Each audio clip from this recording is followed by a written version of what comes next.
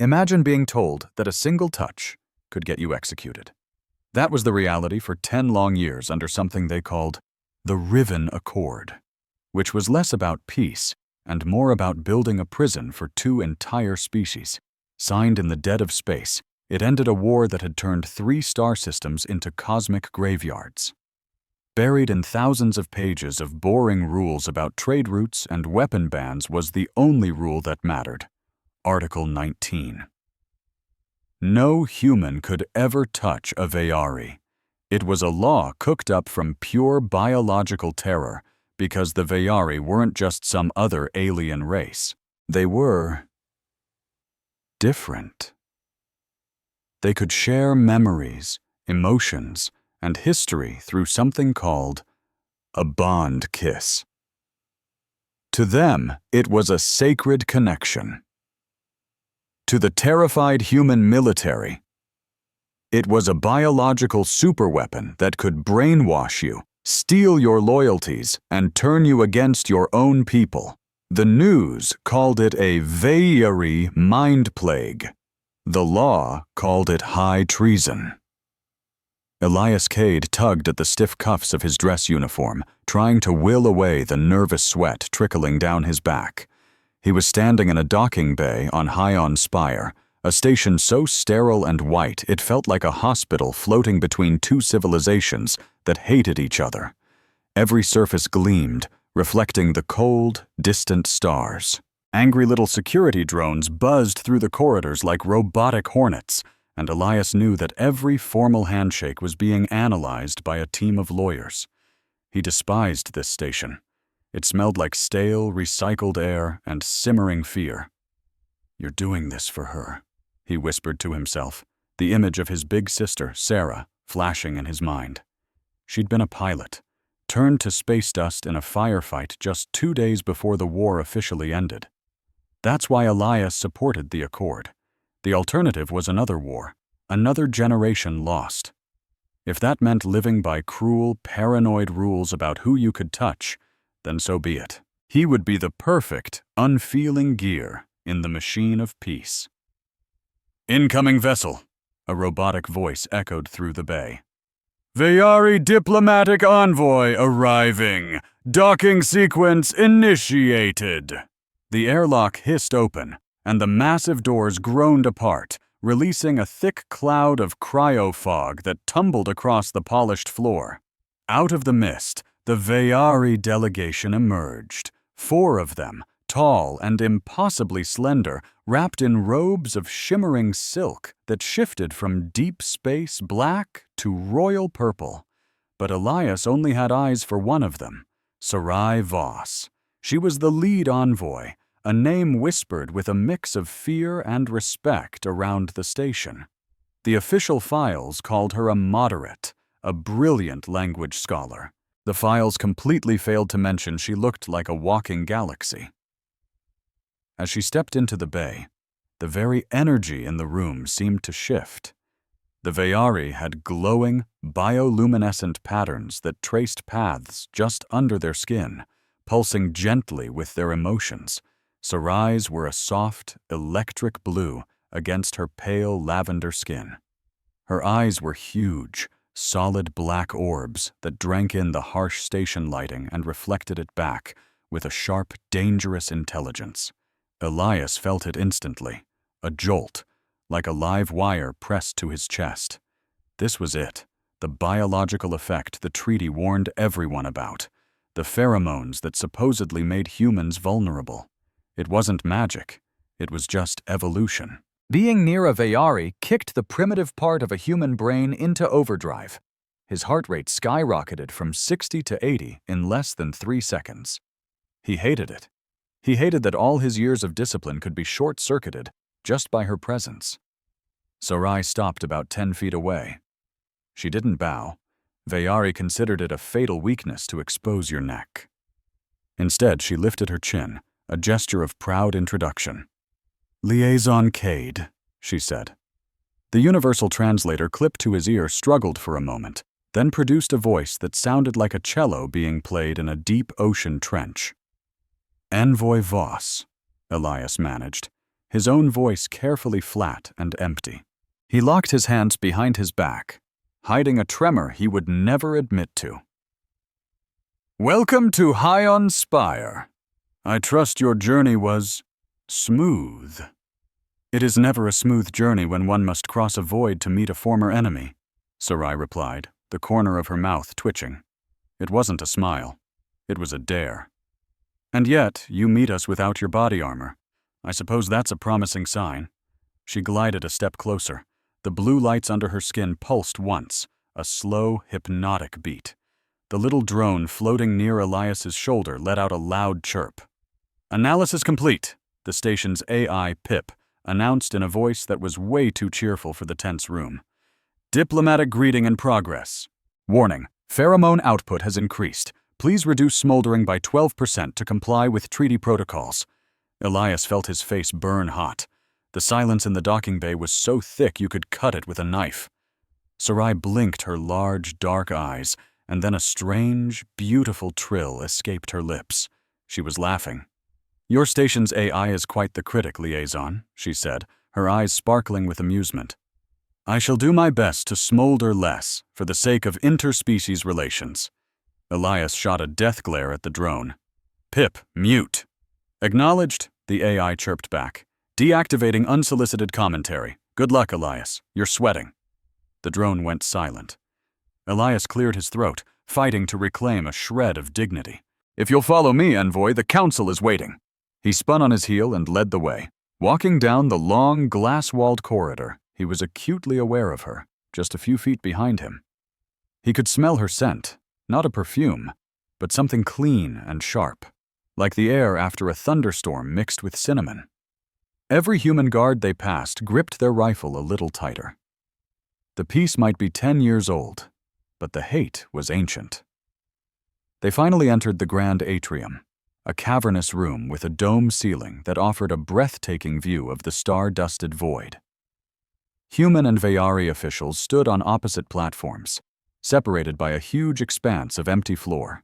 The tension was colder than space itself. Elias escorted Sarai to her podium, then stood beside her as protocol required, part bodyguard, part warden. The human ambassador, a grim-faced man named Thorn, began to speak. "We are gathered today to reaffirm the Riven Accord," his voice boomed. "To remember that good walls make good neighbors." Sarai leaned in, her voice a ghost of a whisper only he could hear. "Walls also make very effective prisons, Liaison Cade." Elias stared straight ahead. "Walls keep the vacuum out, envoy. They keep us breathing." "Do they?" she murmured, and the silk of her robe brushed against his arm. The tiny forbidden contact sent a shockwave through him. "Or do they simply stop you from seeing what's really on the other side?" Before Elias could think of a reply, the lights in the atrium flickered violently. The artificial gravity sputtered with a horrible grinding sound, and for one heart-stopping second, the entire room went 0G. Dignitaries yelped as they floated helplessly upwards. Then, just as suddenly, gravity slammed back on, twice as strong as normal. Elias's legs gave out, and he crashed hard onto the floor. In the chaos, a gunshot rang out, sharp, loud, and unmistakable. "Get down!" It wasn't a guard who yelled. It was Sarai. And before his mind could catch up, she grabbed the front of his uniform. She didn't move like any diplomat he'd ever seen. She moved like a soldier. With incredible strength, she hauled him sideways, pulling him behind the solid marble podium just as a second shot cracked the very spot where his head had been. They landed in a heap. He was pinned against the cold floor, and she was crouched over him, a protective shield. One hand pressed firmly against his chest. For a split second, the screaming and chaos melted away. He was just looking up at her. Her blue patterns were flaring wildly, a brilliant, frantic map of alarm. Her hand was warm, and he could feel the frantic beat of her heart against his own ribs. The proximity alarm on his belt, the one designed to shriek at this exact situation, was dead silent. Touching a Veyari was a capital offense, but she wasn't attacking him. She was saving his life. "Stay down," she hissed, her dark eyes scanning the room. That was a solid slug round, military grade. Someone brought a real gun to this party. Elias's training finally kicked in. He fumbled for his communicator. Security to Sector 4. We have shooters in the atrium. The room was pure pandemonium. He saw a Veyari guard across the rotunda crumple to the floor, a pool of dark blue blood spreading on the pristine white marble. Total chaos. Then the giant view screen above them, normally displaying star charts, flickered to life with a new image. It was a grainy security feed from the docking bay. It showed Sarai's ship, its cargo bay wide open. A human security team was pulling out a massive, military-style rifle and a crate filled with black metal canisters. The station commander's voice thundered over the emergency speakers. "Arrest Envoy Voss! She brought biological agents and illegal weapons onto the station. I repeat, this is a Veyari attack." Elias went cold. He looked from the damning footage on the screen back down to Sarai. She wasn't watching the screen. She was watching him. And the look on her face wasn't fear or guilt. It was the raw, soul-crushing agony of betrayal. "Liaison," she whispered, her voice cracking. "I didn't bring any weapons." "Elias," she said, her voice a calm island in a sea of chaos. Every nerve in Elias's body, honed by years of military training, screamed at him to draw his weapon. The evidence was damning, splashed across the giant view screen for everyone to see. A sudden gravity failure, a sniper's shot, a dead diplomat. It all pointed directly at a first strike from her people, the Veyari. But his gut told him something different. His gut remembered how, just moments ago, she'd yanked him out of the line of fire. He had a choice: believe the screen or believe the woman who just saved his life. And if you want to know what he chose, you better stick around. Black-clad security teams swarmed the stage, laser sights painting a dozen red dots on her chest. "Hands up! Do not move! Step away from the human!" Sarai raised her hands, and the soft light that glowed beneath her skin faded to a weak, bruised purple. She locked eyes with Elias one last time before the guards grabbed her, forcing her to her knees. "Tell them the truth," she whispered, her voice carrying just to him. "What truth?" Elias shot back, his voice raw as a security agent steered him away. "The truth is right there on the screen." "The truth, Elias," she called out as they dragged her away, "is that you're the only one here who isn't for sale." The detention block on level 10 was a prison inside a fortress. They put Sarai in a high-security cell built for Veyari biology, with shielded walls to block her energy and harsh white lights to stop her skin from communicating. Elias watched from the other side of the glass. He'd already been chewed out by his superior, Commander Thorne, and given a direct order: write the report that would officially declare the peace treaty broken. But something just didn't feel right. He kept replaying the attack in his head. That gravity failure. It needed a command override from inside the station's central core. No ship from the outside could just hack the gravity grid without setting off a dozen alarms. It had to be an inside job. He glanced at the datapad in his hand. The inventory from Sarai's ship listed the sniper rifle, but the serial number had been filed off. It was a sloppy job, done in a way that was standard practice in the human military. A cold knot twisted in his stomach. He tapped the intercom to her cell. "Open the door." "Sir," the guard hesitated. "My orders are no contact. She's a Priority 1 prisoner. And I'm the official liaison." Elias snapped, putting every bit of angry authority he could muster into his voice. "Until the council says otherwise, she is my responsibility. Now open the damn door." The lock clicked open with a heavy thud. Elias stepped inside. The cell was bone-chillingly cold. Sarai sat on a single metal bench, her hands resting calmly in her lap. She looked up. "You found the discrepancy," she stated. It wasn't a question. "The gravity grid," Elias said, keeping his distance. "It was accessed from a terminal in the main security hub. A Veyari couldn't have gotten in there." "No," she agreed, her voice soft. "But a human who wants a war could." She stood and walked towards him. He noticed the glowing energy barrier that was supposed to separate them was down. Was it another malfunction, or was this a trap? "Why are you really here, Elias?" she asked. "I need a name," he said, trying to sound like he was still in charge. "If this was a setup, one of my people helped you. Who was it?" "I wasn't working with anyone," she said, her eyes pleading with him to understand. "I was the target, Elias. Don't you get it? They kill a Vayari guard with a human weapon. They frame a Vayari envoy for assassinating a diplomat, and just like that, the treaty is worthless. The warfleets launch, and the long peace is over." She stopped just a foot away from him. The air crackled, and that strange smell of ozone was back, stronger than before. "They're counting on you to file that report," she said. "They expect you to be the good little soldier who always follows orders. The man whose sister was killed in the last war and hates us enough to believe the absolute worst." "I don't hate you," Elias said, the words tumbling out before he could stop them. "Then prove it." She moved even closer, right into his personal space. It was such a shocking breach of protocol that it made his head spin. He knew he should have backed away, called the guards, and ended this. But he couldn't move.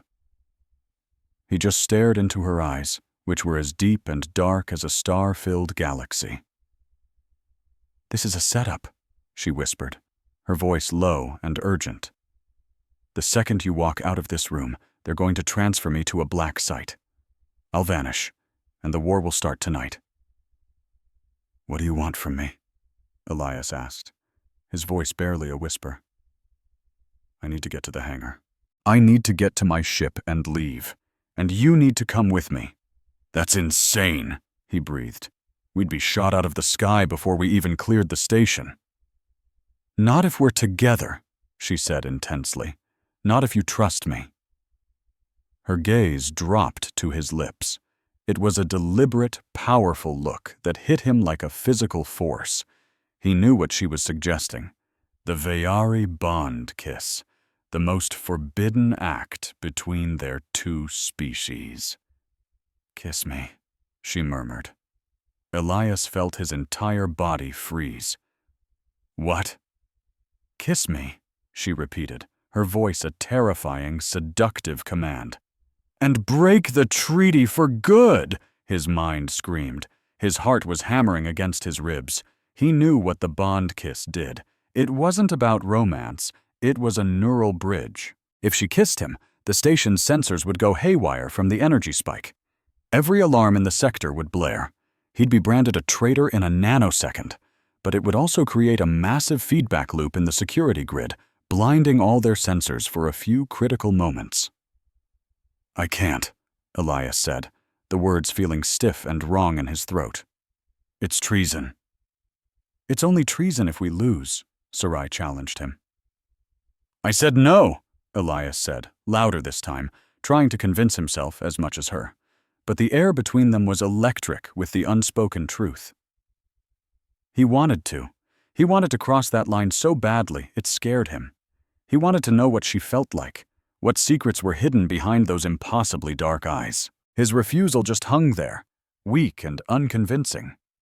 And then, the station itself made the choice for him. Red alert klaxons started screaming. "Attention!" an automated voice blared. "Security breach in detention block. Lockdown initiated. Purge protocols now active." "They're not waiting," Sarai said, her eyes wide with shock. "They're not giving me a trial. They're going to vent the whole level into space." Elias glanced at the heavy blast door. The locking mechanism was already glowing red. "If we stay here, we die," she stated the obvious. In that moment, Elias made his choice. It wasn't about a kiss or about treason. It was about survival. He grabbed her arm, not gently, but with a desperate urgency. "The maintenance hatch!" he yelled over the wailing sirens. He pulled her towards the back of the cell where a small service panel was built into the wall. He shoved his clearance key into the slot. "Access denied." "Override!" he shouted. "Pip, are you there?" "Always listening, Elias," the AI's calm voice chirped in his earpiece. a strange contrast to the surrounding panic. "Though I should note, your heart rate is currently consistent with either running a marathon or falling in love. Perhaps both." "Just open the hatch, Pip." "Of course. I'm now bypassing 3 layers of federal encryption. Please don't tell the IT department." The panel hissed open, revealing a dark, narrow shaft crammed with cables. "Go!" Elias shoved Sarai in first. She scrambled into the darkness, and he dove in right behind her, just as the cell door was blasted off its hinges. Laser fire scorched the exact spot where they had been standing just a second before. They crawled on their hands and knees through the guts of the station, the metal scraping their uniforms. It was hot, dark, and smelled like burnt plastic. "Left at the next junction," Elias gasped. "It leads to the zero-gravity waste disposal chutes." They reached the opening and tumbled out into a massive vertical shaft. With the gravity turned off, they floated weightlessly, surrounded by the station's drifting trash. Sarai gracefully kicked off a wall, spinning through the air and grabbing Elias's hand to steady him. "We need a ship," she said, her voice clear and focused. Elias checked his wrist computer. "My clearance is gone," he said, showing her the screen. It was flashing a bright, angry red. "Trader status confirmed. Orders are kill on sight." "They're tracking us," he realized, pointing at a data stream. The security teams weren't just searching. They were heading straight for their location. They knew exactly where they were. "How?" Sarai asked, bewildered. Elias tapped his earpiece. "Pip, who's feeding them our location?" "That would be the command center," Pip replied cheerfully. "Specifically from Terminal Alpha 1. Elias felt the blood drain from his face. Terminal Alpha 1. That was Commander Thorne's personal console. It wasn't just a few rogue soldiers. It was Thorne himself. The man who had championed the peace treaty was the very one trying to light the fuse for a new war. The conspiracy wasn't just on the station. It was running it. "We can't get to the main hangar," Elias said, his mind racing. "They'll have a whole platoon waiting for us." Sarai looked down the long, dark shaft. "There's a small diplomatic skiff docked at an auxiliary port. It's fast, lightly guarded, and completely locked down," Elias finished for her. Sarai smiled, a flash of confidence in the dim light, and the glow under her skin flared a brilliant, defiant blue. "I'm excellent at unlocking things." They pushed off the walls, diving down the zero-G shaft like a pair of falling stars, twisting past cleaning drones and giant filtration systems. They burst out of a chute and into the auxiliary bay. There it was, a sleek, silver ship sitting on the launch pad. 2 guards stood by the ramp. Sarai didn't even pause. She shot out of the chute like a cannonball, using her momentum to slam into the first guard with a precise strike that dropped him without a sound. The second guard fumbled to raise his rifle, but Elias was already moving. He tackled the man hard, driving a shoulder into his gut and sending them both crashing to the floor. The rifle slid away across the deck. "Get the door!" Elias yelled, scrambling back to his feet. Sarai was already at the keypad next to the skiff's airlock. It flashed red for a second, then green, as she seemed to pour her own bioenergy directly into the system. The ramp hissed down. They sprinted up it just as the huge bay doors began to grind open, revealing a squad of armored troopers, their weapons already firing. The ramp sealed behind them, and Elias fell into the pilot's seat, his hands flying across the controls. "Hold on!" he yelled as the skiff roared to life. They shot out of the bay, dodging laser fire that sizzled through the vacuum of space. "Pip, are you with us?" Elias shouted. "Of course, Elias!" The AI's voice came through the ship's comms. "And I took the liberty of copying Commander Thorne's personal data logs from the past 3 months. Shall I play them?" "Play them," Sarai said, her eyes glowing. "For everyone." Pip didn't need to be told twice. Across the entire station and to every ship in both the human and Veyari fleets, a broadcast began. It was Thorne's voice, clear as day, plotting the assassination, arranging the gravity failure, and ordering the purge of the detention block. It was undeniable proof of his treason. The revenge was swift. On the view screen, they watched as Thorn's own guards turned on him. The Vayari fleet, which had been powering up its weapons, went silent. The war was over before it even began.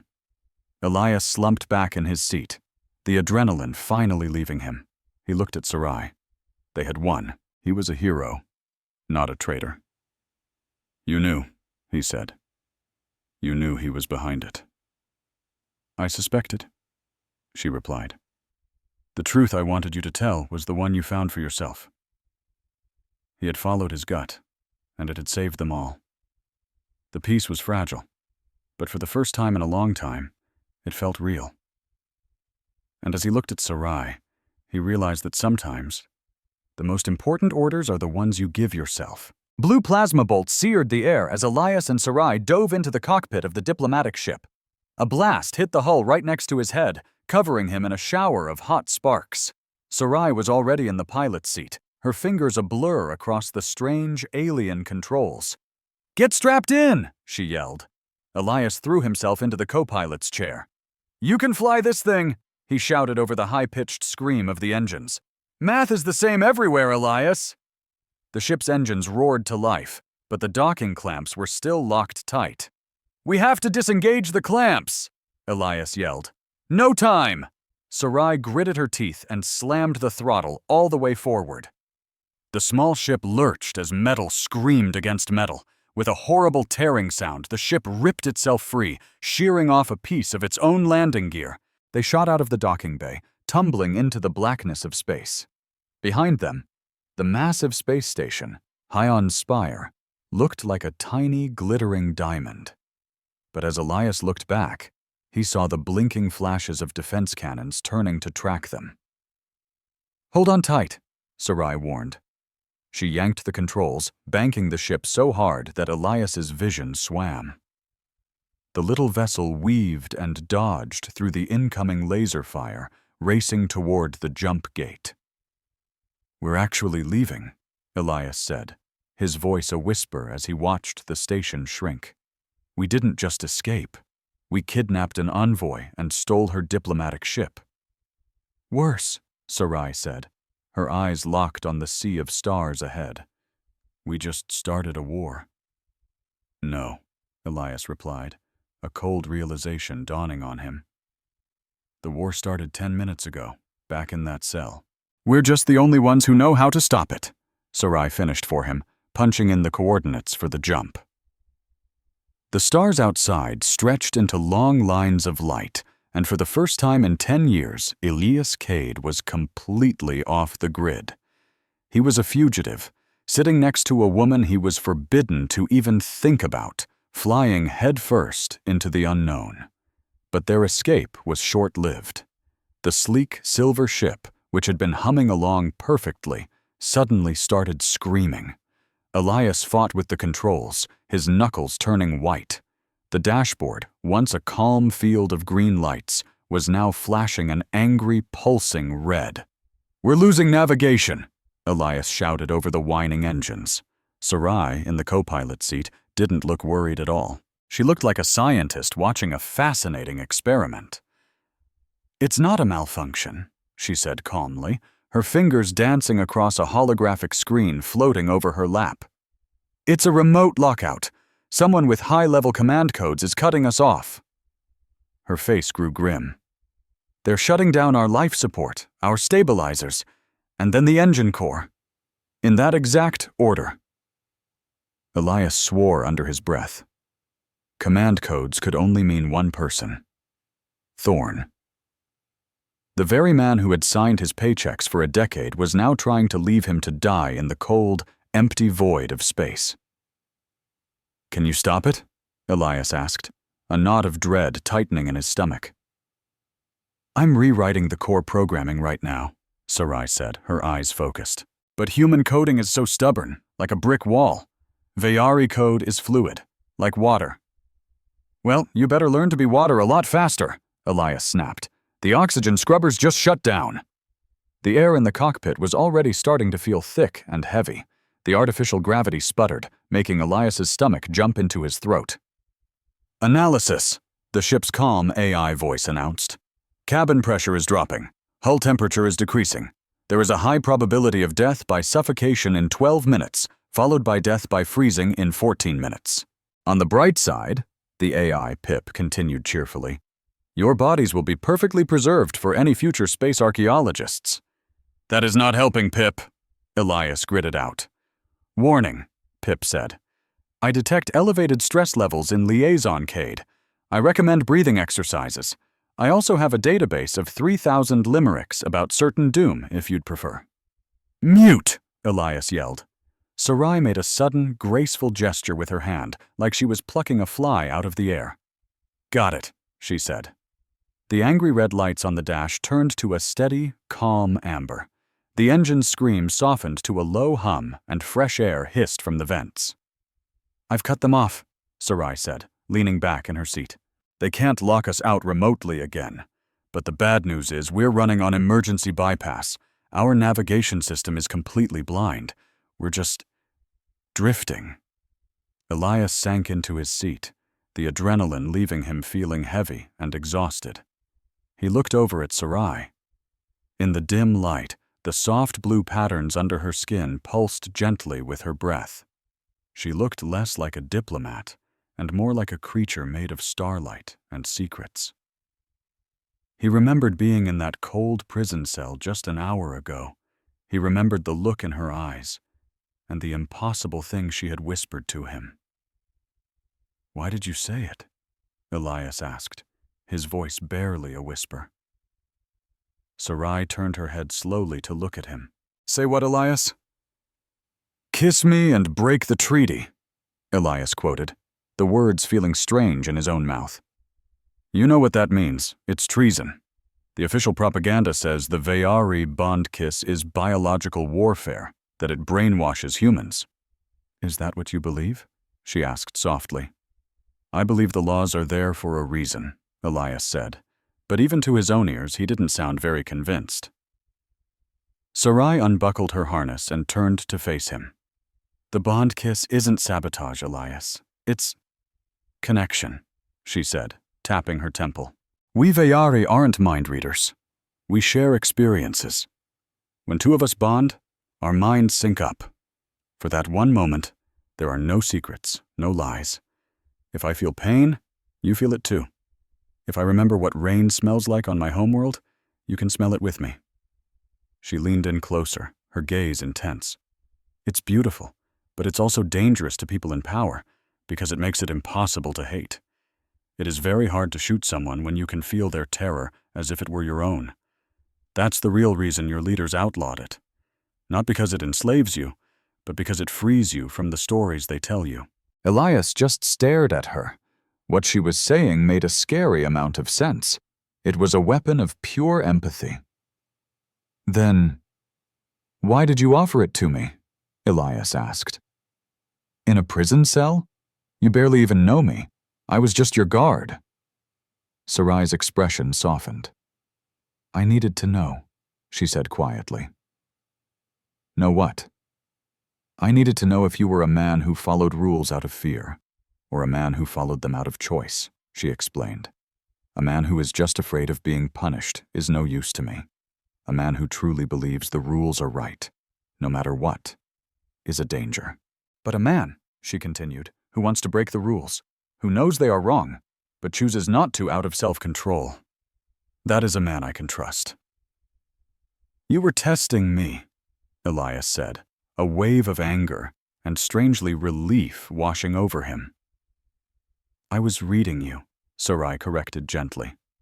And you passed. I felt your heart race. I could smell the change in your body's chemistry. You wanted to do it, but you said no. She gave him a small, genuine smile. Although, for the record, your denial was not very convincing. Elias looked away, out at the endless stars, because she was right. He was still thinking about it, even with a death sentence hanging over his head. We need to find a place to lay low, Elias said, desperate to change the subject. This ship only has fuel for 2 more days. We have no food, no weapons, and a transponder that is broadcasting our location to the entire galaxy. Sarai nodded gracefully. I know a place, she said. It's called the Drift of Solace. It's a black market built inside the skeleton of an old dead warship. It floats in a place where sensors can't reach. No laws and no questions asked? Elias guessed. Oh, there are plenty of questions, Sarai said with a sly look. But at the Drift, the answers usually just cost money, not your freedom. The Drift of Solace looked like the giant metal carcass of some space creature. The main station was the broken shell of a massive warship, its metal ribs torn open to the vacuum of space. Inside that ribcage, a chaotic city of welded-together cargo containers and stolen ship parts clung to the bones, lit by flickering neon signs. Elias carefully guided their stolen ship into a docking bay that looked like it hadn't been repaired in 50 years. "Put this on," Elias said, tossing Sarai a heavy mechanic's coat from an emergency locker. "This won't hide my face or my glowing blue skin," Sarai pointed out as she pulled the greasy coat on. Elias pulled a small, disc-shaped device from the locker. It was a spectrum cloak, a piece of old spy gear. "This will create a distortion field around you," he explained, clipping it to her collar. "Anyone who looks at you will just see a blurry, generic shape. It's not perfect, but it's better than being recognized as the most wanted person in this part of the galaxy." Together, they stepped out into the lawless city, two fugitives with a secret that could either save the galaxy or get them killed. Sarai turned the stealth cloak on, and her face shimmered like a reflection on a choppy lake. "This thing is so itchy," she whined, her voice buzzing with a weird synthetic edge. "Okay, just no sudden movements," Elias cautioned her. "And definitely don't laugh." "Why not?" "A Vayari's laugh messes with the photon emitter, makes it glitch." Sarai let out a sound that was absolutely a smothered giggle. The cloak flickered like a dying light bulb, showing off her glowing blue cheekbones for a split second before she vanished again. "Got it," she said. "I'll be as solemn as a tomb." They stepped out of the airlock and into the Drift. The smell was the first thing to hit Elias, a mix of sizzling oil, sweaty bodies, and the sharp tang of leaking hydraulic fluid. They were on a narrow metal walkway, hanging over a dizzying drop that disappeared into the dark guts of the dead starship hundreds of feet below. A chaotic crowd shoved past them, humans with sparking cybernetic arms, Vayari outcasts whose inner light had faded to a dull gray, and a dozen other species from the galaxy's fringe worlds. Giant, muscular dock workers lumbered by while tiny scavengers in breathing masks scurried underfoot. "Keep your head down," Elias muttered. "We're looking for a broker. Name's Kale. He trades in information and things people have lost." They wound their way through a maze of alleys built from scrap metal, past stalls selling everything from second-hand reactor cores to pirated virtual reality experiences. A vendor waved a jar of pickled protein worms in Elias's face, shouting a price. Elias just kept walking. He felt Sarai's hand tap his arm.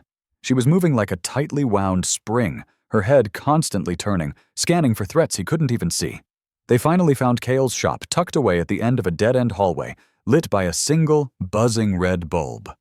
A faded sign above the door read "Archives and Spare Parts" in 3 different languages. The inside was a hoarder's paradise of digital junk.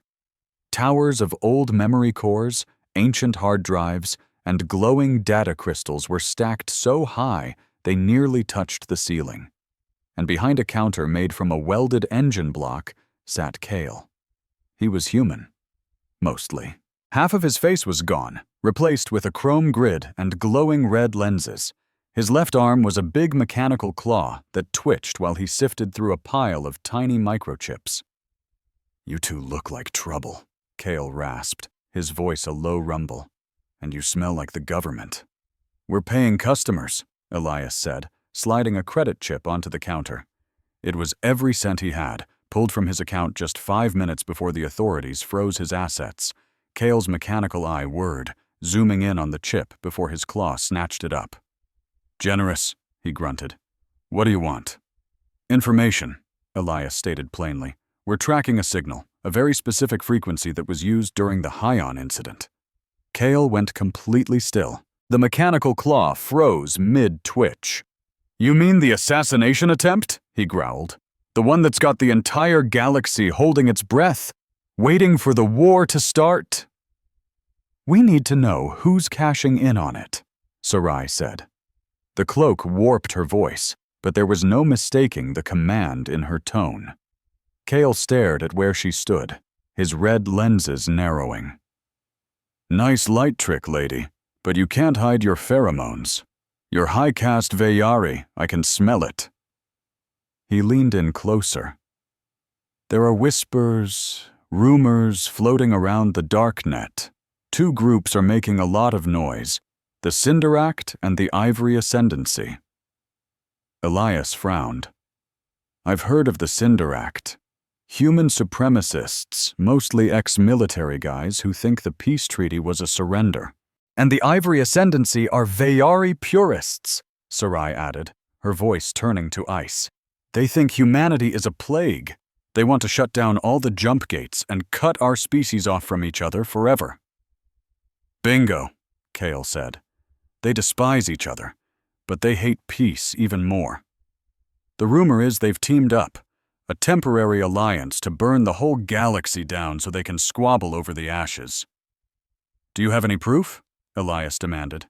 Kale rooted around under his counter and pulled out a jagged, blackened piece of crystal. "Got this off a smuggler's ship this morning. It's a corrupted security log from the assassination. It shows the timing of the shots, but check out the timestamp." He slotted the shard into a reader, and a hologram flickered to life. The timestamp on the command to fire read -3 seconds. The order was sent 3 seconds before the trigger was even pulled. It hit Elias like a punch to the gut. This wasn't someone reacting on the scene. It was a pre-planned remote execution. "Exactly," Kale said. "And the signal didn't come from Hyon Spire. It didn't come from Earth. And it didn't come from Vey." "Where did it come from?" Sarai pressed. Kale typed in a set of coordinates that made no sense. "Sector 0, the Relic Zone." A cold dread washed over Elias. The Relic Zone was unmapped territory, a graveyard of ships and debris from a civilization that died out 1,000,000 years before humans, or Veyari, ever reached for the stars. It was forbidden space. People said it was haunted. Before Elias could process that, a calm voice buzzed in his earpiece. "Interruption. I'm detecting 4 individuals approaching the shop. Elevated heart rates suggest aggressive intent. Also, they're carrying thermal disruptors." "Bounty hunters," Elias hissed. Kale cursed and slammed a button under the counter. A thick blast shield crashed down over the entrance, throwing them into near-total darkness. "Out the back!" Kale yelled, pointing his claw at a small hatch in the floor. "Go, I don't get paid enough to get fried for a couple of tourists." Elias grabbed Sarai's hand, and they scrambled through the hatch, just as a massive explosion blew the front of the shop to pieces. They landed hard on a catwalk 3 levels down, stumbling in the dark. Heavy boots thudded on the metal floor above them. "There!" a voice yelled. "The woman! It's the Veyari!" Blasts of laser fire rained down, sizzling on the walkway around their feet. "Run!" Sarai screamed. They bolted down the catwalk as the whole bazaar erupted into chaos. Civilians were screaming and running for cover. The bounty hunters were incredibly fast, using jetpacks to leap from one level to another. "We're cut off!" Elias yelled, skidding to a stop. The walkway just ended, opening into a 100-meter drop straight into the ship's glowing recycling core, and behind them, the hunters were getting closer. "The gravity shear tunnel!" Sarai yelled, pointing to a massive glowing tube that ran alongside the drop. It was a cargo transport system that used manipulated gravity to launch containers at insane speeds. "It'll crush us," Elias yelled back. "Not if we ride the wake." Sarai grabbed his arm. "Trust me, Elias." She didn't wait for him to agree. She just pulled him over the railing with her. They plunged into the wide-open mouth of the shear tunnel, For a terrifying second, Elias was weightless. Then the artificial gravity grabbed them, but it didn't crush them. It felt like a giant hand scooping them up and flinging them forward. The world dissolved into a blur of blue light and rushing wind as they slid down the magnetic rails, moving faster than if they were in a freefall. Sarai let out a laugh, a sound of pure, terrified joy. Her cloak went haywire, flickering on and off, revealing her true face, her eyes shining with the thrill of it all. They shot out the other end of the tube and landed in a massive pile of soft insulation foam in the cargo bay. Elias just lay there, fighting to catch his breath, his heart pounding against his ribs like a drum solo. Sarai rolled over next to him, her hair a mess, her cloak sparking and shorting out. That, Elias wheezed, was not in the mission plan. No, Sarai agreed with a wide grin. But it worked. They took shelter in the ship's old chapel, an abandoned section of the cruiser with a vast, domed ceiling. It was once a place for the crew to pray. Now it was a silent tomb. The air was cold and still. Hundreds of small golden discs, memorial tags for the soldiers who died on the ship, floated in the zero-gravity field near the ceiling. They drifted like tiny stars in the dim light filtering through the cracked windows. It was finally quiet, the noise from the bazaar just a distant hum. Elias sat on a bench, checking his weapon, a stun pistol he'd managed to grab on their way out. His hands were shaking, just slightly, but he noticed. Sarai stood by a viewport, looking out at the field of space debris. She'd turned off the glitching cloak, and her skin cast a soft glow in the darkness, the bioluminescent patterns highlighting her shoulders and spine. "You're afraid," she said, without even looking at him. "I'm being hunted by half the galaxy," Elias shot back. "Fear seems like a pretty logical response." "Not that kind of fear," she said quietly. "You're afraid of yourself." Elias froze, then slowly lowered the pistol. He looked at her, really looked at her. She was beautiful in a way that almost hurt to see. Alien, yes, but so stunningly real. The pull between them was more than just physical. It felt like its own force of gravity. "In the cell," Elias said, his voice raw. "When you asked me to kiss you, I didn't say no because of the peace treaty." "Then why did you?" "Because I knew," he confessed, the words feeling heavy in the silent room, "that if I started, I wouldn't be able to stop." It was the most honest thing he'd said in 10 years. "I have spent my entire life building walls," Elias went on. "The rules, the protocols, the accord, it's all just structure, a way to keep the chaos out. But you are chaos. You're everything I'm supposed to protect myself from. And when you get close to me, those walls don't just get cracks in them. They turn to dust. And that scares me more than any war." Sarai finally turned and walked silently across the metal floor toward him. She stopped so close he could feel the warmth coming from her skin. "Chaos is just another word for change, Elias," she whispered. She reached out and gently touched his cheek. Her fingers were cool, her skin was smooth, and a jolt shot through him that was stronger than any stun pistol. "Don't ever think that control is the same as strength," she murmured. "It takes so much more guts to feel something than to just build a wall." She leaned closer, her face just inches from his, her eyes like deep, endless pools of night. "I like you better when you're dangerous, Elias. I like you when you're not hiding behind some dusty old rule book." But she didn't kiss him. She pulled away, leaving his skin tingling where her fingers had been. It was a tease, sure, but it was more than that. It was a dare. A challenge to live in that raw, uncomfortable space between what he wanted and what he was told to do. Elias finally let out a breath he hadn't even realized he was holding. "You're enjoying this, aren't you?" he said, more statement than question. Her eyes twinkled. "It's not every day you get to see a human fight a war with something as simple as desire. She turned her attention back to the data pad connected to the shard Kale had given them. "We've got the coordinates," she announced, her voice instantly all business. "The origin point of the signal." Elias straightened up, shaking his head to clear it. "The relic zone." "It's a 2-hour jump from our current position," Sarai confirmed. "If we go, we're officially off the map. No communication, no cavalry, no rescue." "If the signal came from there," Elias said, buttoning his coat with resolve, "then that's where the answers are. And if the Cinder Pact and the Ivory Ascendancy are secretly working together, they're hiding something massive." "So we're going?" Sarai asked, though she already knew the answer. "We're going," Elias said. The skiff dropped out of warp on the edge of the zone, and the view screen lit up with something that just shouldn't exist. The space here wasn't black. It was a deep, bruised purple, swirling with clouds of glowing gas, and hanging in the void ahead were the ruins.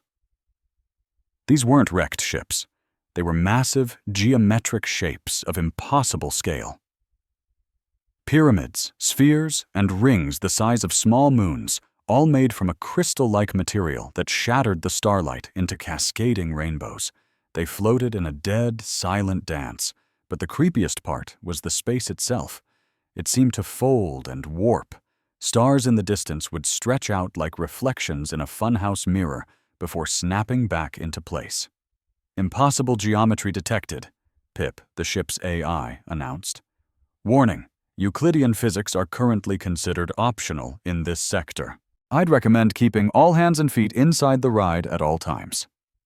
Elias guided the small ship toward the largest structure, a fractured ring that pulsed with a faint, rhythmic beat of light, like a giant heart. "That's it. That's where the signal came from," Sarai said, pointing. Elias pushed the throttle, and the skiff glided over the zone's invisible boundary. The ship's sensors screamed as reality itself seemed to bend around them. The stars outside twisted into long spirals. As they crossed the threshold, Elias felt a bizarre pressure building inside his skull, a low hum that he felt more than heard. "Do you feel that?" he asked. Sarai just nodded, her eyes wide with awe and fear. "It feels like a memory." They drifted deeper into the forbidden territory.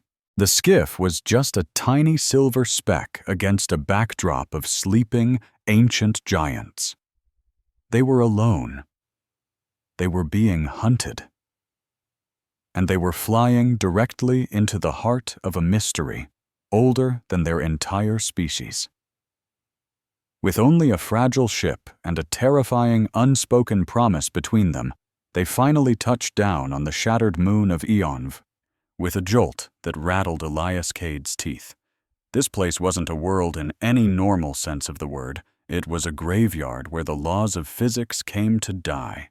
The moon had been cracked open ages ago by some unimaginable force, leaving a jagged crescent of rock floating in a soup of violet nebula gas. But it was what was growing on that rock that made Elias's breath catch in his throat.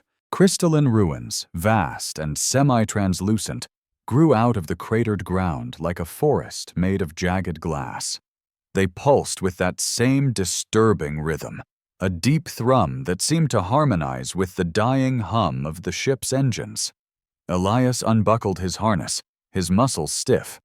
The sensor display on the dashboard was just a spinning mess, completely unable to find a stable horizon. "Atmosphere is breathable," Pip announced, its synthesized voice wavering with a hint of digital uncertainty. "However, temporal variance is fluctuating wildly. I would advise against thinking about your childhood, any deep regrets, or that one time you tripped at your graduation ceremony. The local geometry has a tendency to turn memories into actual landscapes." Elias glanced at Sarai. "Stay close," he said. She was already on her feet, her gaze locked on the view screen. The bioluminescent patterns on her skin were going crazy, shifting from a soft blue to a rapid, panicked strobe of white. "It's awake," she whispered. They cycled the airlock and stepped onto the surface. The ground wasn't rock or dirt. It was a crunchy carpet of what looked like diamond dust. The sky above was a swirling bruise of purple and black, completely dominated by the broken ribs of the ancient structures that towered for miles into the void. Elias took his third step, and the entire world tilted on its axis. Suddenly, he wasn't on a moon anymore. He was standing in his childhood kitchen back in Ohio. The air smelled of burnt toast and fresh rain. He saw a coffee mug on the table, the one with the chipped rim that his sister Sarah had loved. And then he saw her.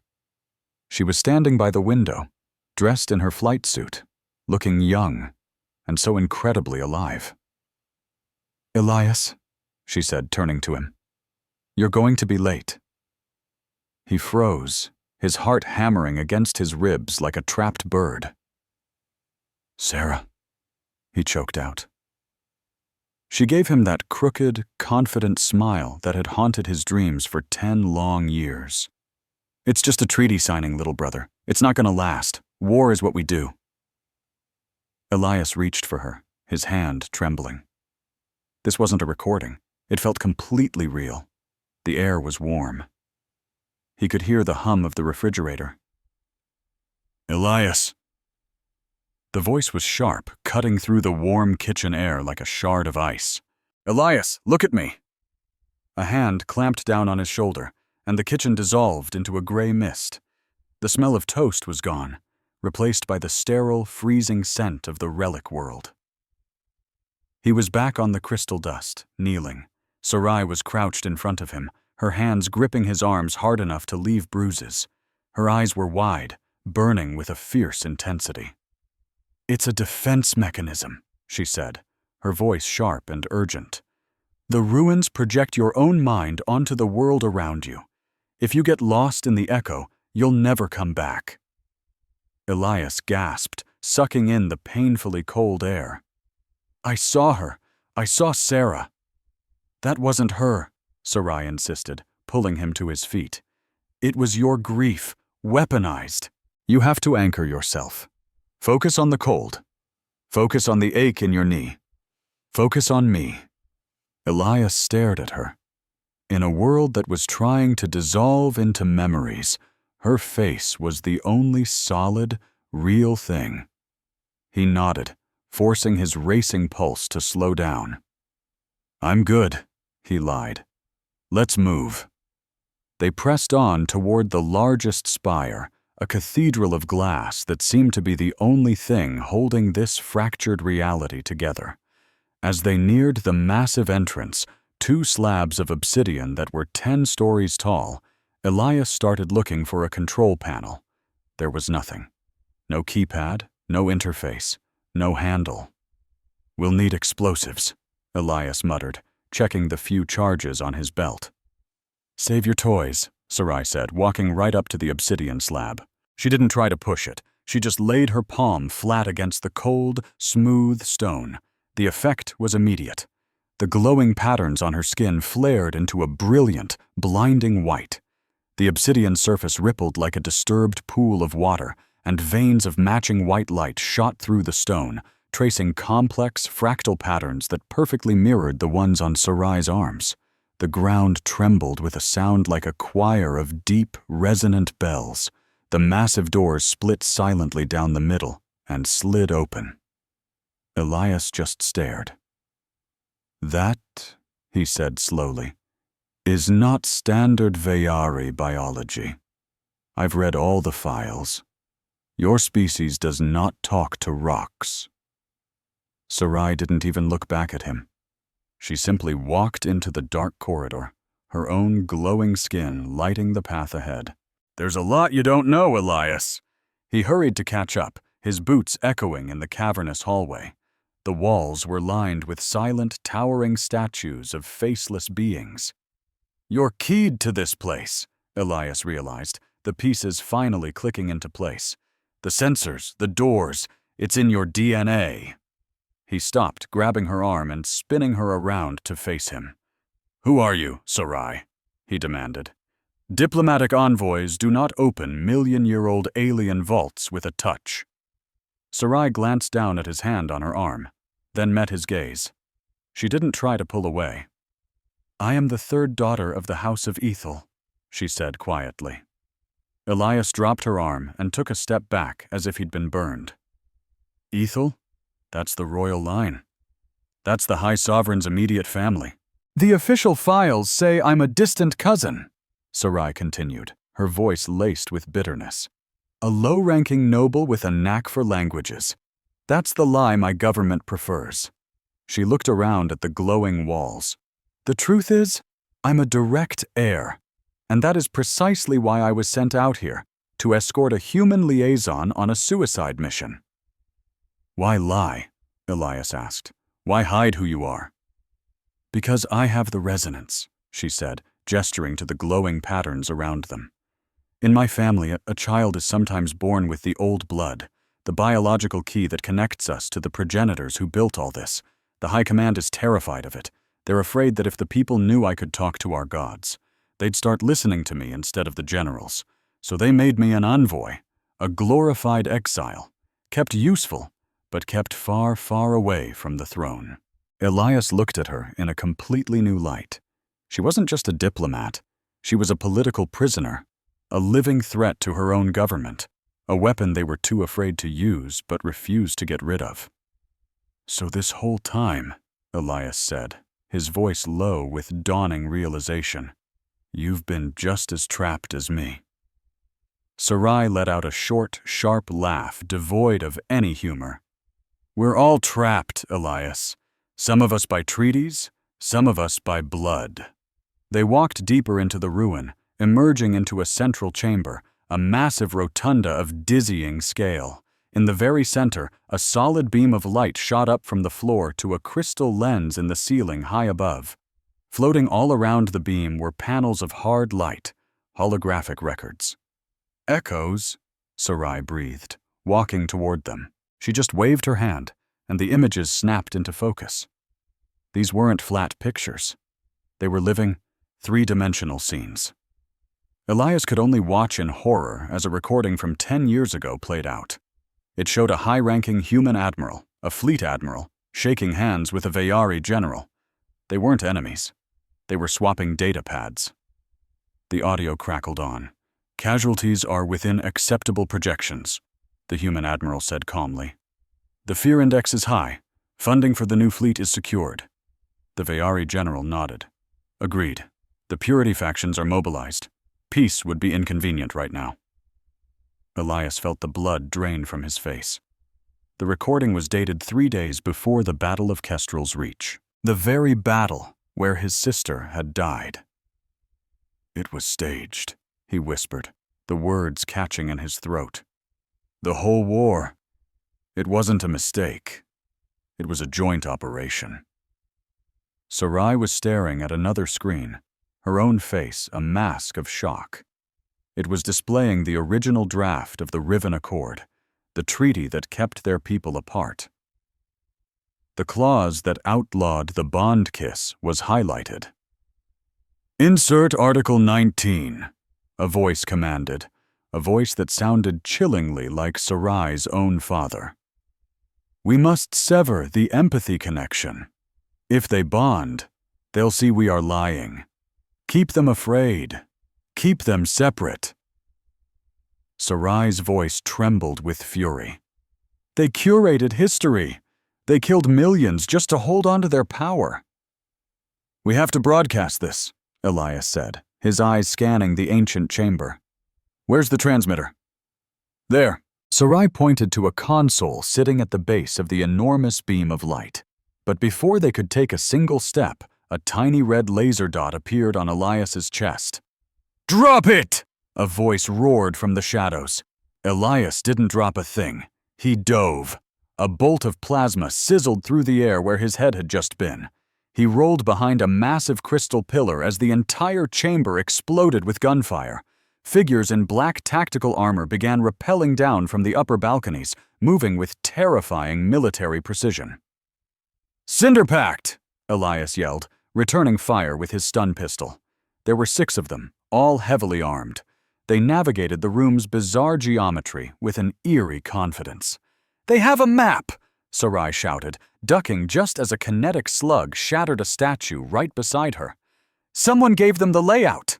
Elias popped out from behind the pillar and fired 2 quick shots. One mercenary crumpled, his armor seizing up from the electric pulse, but there were just too many of them. "Suppressing fire!" the squad leader yelled. "Flank the Veyari!" Elias saw them closing in, trying to corner Sarai. She was trapped behind a low wall, completely unarmed. "Sarai, catch!" Elias yelled, and he tossed his spare energy cell, sending it skittering across the floor. It wasn't a grenade, but as it slid near the attackers, he aimed his pistol right at it and pulled the trigger. The cell blew up in a blinding flash of ionized gas. And then Sarai moved. It was a terrifyingly beautiful sight. She didn't just run, she flowed. She vaulted over the wall, moving faster than human muscles should ever allow. She grabbed the closest mercenary by his helmet, using his own momentum to swing around him like a pivot. With his body now acting as a shield against his friends, she kicked the back of his knee, forcing him down, and snatched the rifle from his hands. She spun, firing 3 perfectly aimed shots. 2 more mercenaries dropped. Elias broke from his cover, sprinting toward her as he saw another operative lining up a shot at Sarai's back. He tackled the man, and they slammed into the ground. Elias drove his elbow hard into the man's visor, cracking the glass. In seconds, they were standing back to back in the middle of the room, the air thick with the smell of ozone and burnt plastic. "2 left," Elias panted. "Up top," Sarai said. She pointed her new rifle. A sniper was setting up on the balcony above them. "And throw me," she said. "What?" "Throw me." Elias didn't argue. He cupped his hands, and Sarai stepped into them. He launched her upward with every ounce of his strength. Boosted by the moon's lower gravity, she shot into the air like a missile. She landed silently on the balcony railing, balanced for a breathtaking second, and then leaped onto the sniper. They tumbled back into the shadows. There was a brief sound of a struggle, a sickening thud, and then silence. Sarai reappeared at the railing, now holding the sniper's rifle. "Clear!" she called down. Elias slumped against the console, his chest heaving. "Remind me never to make you angry." "We're not done," Sarai said. She dropped from the balcony, landing as lightly as a cat beside him. She looked at the console. It was a smooth metal surface with 2 indentations shaped like hands, but they weren't simple scanners. They were lined with tiny neural needles. Elias stared at the interface. "It requires a dual input. 1 human, 1 Veyari." He placed his hand into one of the slots. The machine hummed to life, and a blue light turned amber. A synthesized voice spoke. "Genetic match confirmed. Human neural sync. Waiting." Sarai placed her hand over the other slot. "Genetic match confirmed. Veyari. Warning. Resonance required for transmission." "Resonance?" Elias asked. Sarai's eyes were locked on the screen. "This machine isn't just a transmitter, Elias. It's a truth engine. It validates the data by reading the intent of the users. It needs to know we aren't lying. It needs a shared neural state." She turned to him, her eyes wide and terrified. "It needs a bond." Elias froze. "You mean?" "Yes," she whispered, her voice barely audible. "The console requires a bond kiss, not for pleasure, for proof." The silence in the room suddenly felt heavier than all the gunfire. Elias looked from the machine to Sarai. "If we do this," he said, his voice quiet but steady, "there's no going back. The second we link, the entire network will register our biosignatures. Every monitor from Earth to Via will know what we did." "We'll be branded," Sarai finished, "not just as traitors, but as biological deviants. They'll say I brainwashed you," she continued, her voice hardening. "They'll say you're compromised. You will never hold a rank again. You might never walk free again." She stepped closer to him, and her unique scent, like ozone after a storm, filled his senses. "We can walk away," she offered. "We can take the skiff and run to the outer rim. Disappear. Let the war happen." "Is that what you want?" Elias asked softly. Sarai looked at the ghostly images of the dead admiral and the general, the men who had architected all their misery. "No," she said fiercely. "I want to burn their lies to the ground." Elias found himself looking at her lips, at the gentle curve of her jaw, at the soft pulse of light just beneath her skin. For 10 years he'd been taught that this woman was poison, that her touch was a weapon, that wanting her was a fatal flaw. But standing here, in the ruins of a world built on that very same fear, he finally realized the only flaw was his blind obedience. He took a step forward. Sarai looked up at him, her breath catching in her throat. She looked afraid, not of the war, but of him. Of this moment. "You want peace?" Elias asked, his voice rough with emotion. "Then stop pretending you're made of rules." He reached out and cupped her face in his hands. Her skin was warm, vibrant. He could feel the hum of her energy against his palms. Sarai's eyes searched his. "Kiss me," she whispered, "and break the treaty." Elias didn't hesitate this time. He leaned in and pressed his lips to hers. It was nothing like a human kiss. The instant they connected, the world dissolved. A blinding flash of white light erupted behind his eyes, and then the walls of his mind simply crumbled. He wasn't Elias anymore. He was Sarai. He felt the suffocating weight of silence in a palace teeming with people. He felt the icy chill of a father who looked at him and saw only a political liability. He felt the searing, desperate loneliness of being surrounded by billions, yet unable to touch a single one without gloves. And she was him. She felt the grief that sat in his chest like a stone, the image of his sister Sarah's ship exploding into a million pieces. She felt the rigid, crushing discipline he used just to keep himself from falling apart every single day. She felt the exact moment he first saw her in the docking bay, and the terrifying spark of desire he had tried so desperately to extinguish. It was a flood, a tidal wave of raw, unfiltered truth. There were no lies here, no politics, just two souls, naked and shivering in the dark, finally finding each other. It was the most terrifying thing Elias had ever experienced, and it was the most beautiful. A voice boomed, not just through the chamber, but inside their minds. "Neural resonance confirmed." The console flared with a light so bright it hurt. The beam in the center of the room shot upward, punching through the crystalline ceiling and lancing out into the void of space. Across the entire galaxy, the broadcast began. In the diplomatic council rooms on Hion Spire, screens flickered. On the bridge of the human flagship Indomitable, in the Grand Plaza of the Veyari capital, the feed hijacked every single channel. The holographic recording of the secret deal played for all to see. The audio of the conspiracy boomed on every frequency. Elias and Sarai finally broke the kiss, gasping for air. They were still holding each other, their foreheads pressed together. Elias could feel Sarai's heart beating as if it were his own. He could feel her overwhelming relief and a sudden sharp spike of fear. "It's working," she breathed. "They can see it." The console hummed, processing the data.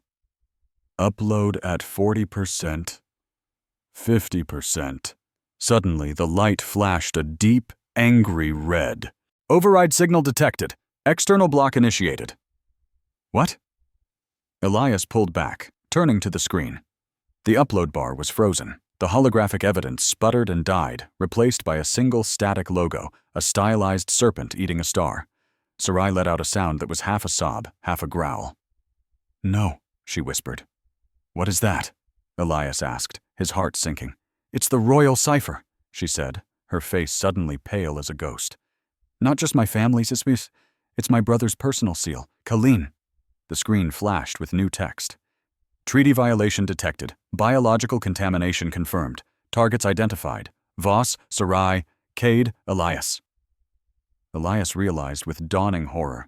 They didn't just stop the broadcast.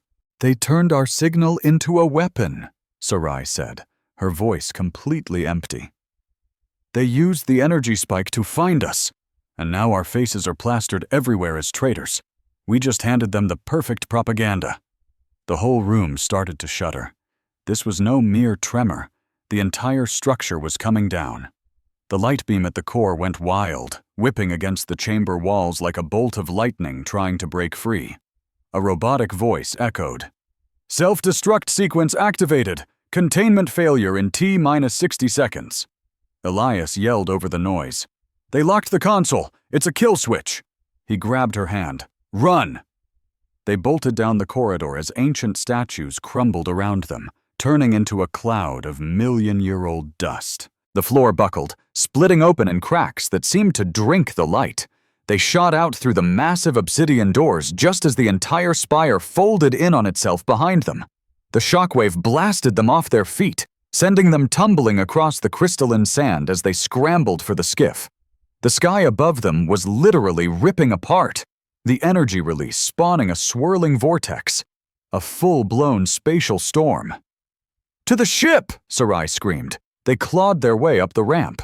Elias dove into the pilot's seat and slammed the thrusters to full power. Hold on to something! The tiny ship groaned as it lifted, fighting the pull of the dying moon while debris rained down around them, shards of crystal as big as skyscrapers, spinning silently into the void. Elias jammed his thumb on the jump drive. Absolutely nothing. Interference! Pip, their AI, squawked. The spatial distortion is off the charts.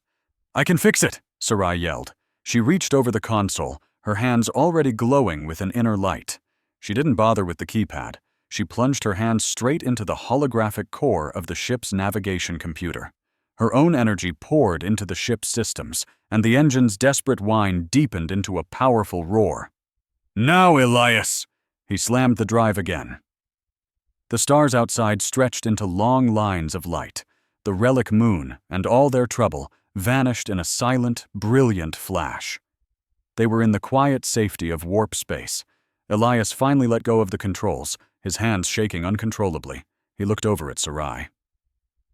She was slumped in her seat, the light under her skin dim and flickering weakly. She looked utterly drained, like she'd been hollowed out. She turned her head to meet his gaze, and in that single look, Elias felt it all. The connection was still there, a ghost of her emotion still echoing in his mind. He felt her gnawing fear for her brother and her burning shame for being exposed to the galaxy. But stronger than anything was the terrifying, electric aftershock of the kiss they had shared. We failed, she whispered. The broadcast got out. Now they have proof we broke the law. Elias unstrapped himself, reached across the small cockpit, and gently took her hand. It was trembling. We didn't fail, he said softly. We found out the truth, and now we know who we're really fighting. He glanced at the screen, where their faces were still frozen under the blinking red word, traitor. He squeezed her hand and added, and now we know we're not alone. Sarai looked down at their intertwined hands. She didn't pull back. Instead, she squeezed his hand in return. No, she said, her voice so quiet he could barely hear it. We are definitely not alone. Then she added, but Elias, I can still feel you inside my head. I know, Elias said, looking right into her dark eyes. I can feel you, too. The small skiff sped through the endless dark, carrying two fugitives who had just shattered the oldest law in the galaxy. Now they were bound together, biologically, inextricably, to see this through to the end. The galaxy suddenly didn't feel big enough to hide in. Elias Cade stared at the holographic newsfeed hovering over the dashboard of the stolen ship. It was a wall of accusations. On every Human Alliance channel, his face was right next to words like traitor, compromised, and biological defector. News anchors were practically shouting about how he'd been seduced by alien pheromones, his loyalty erased by some Veyari witch.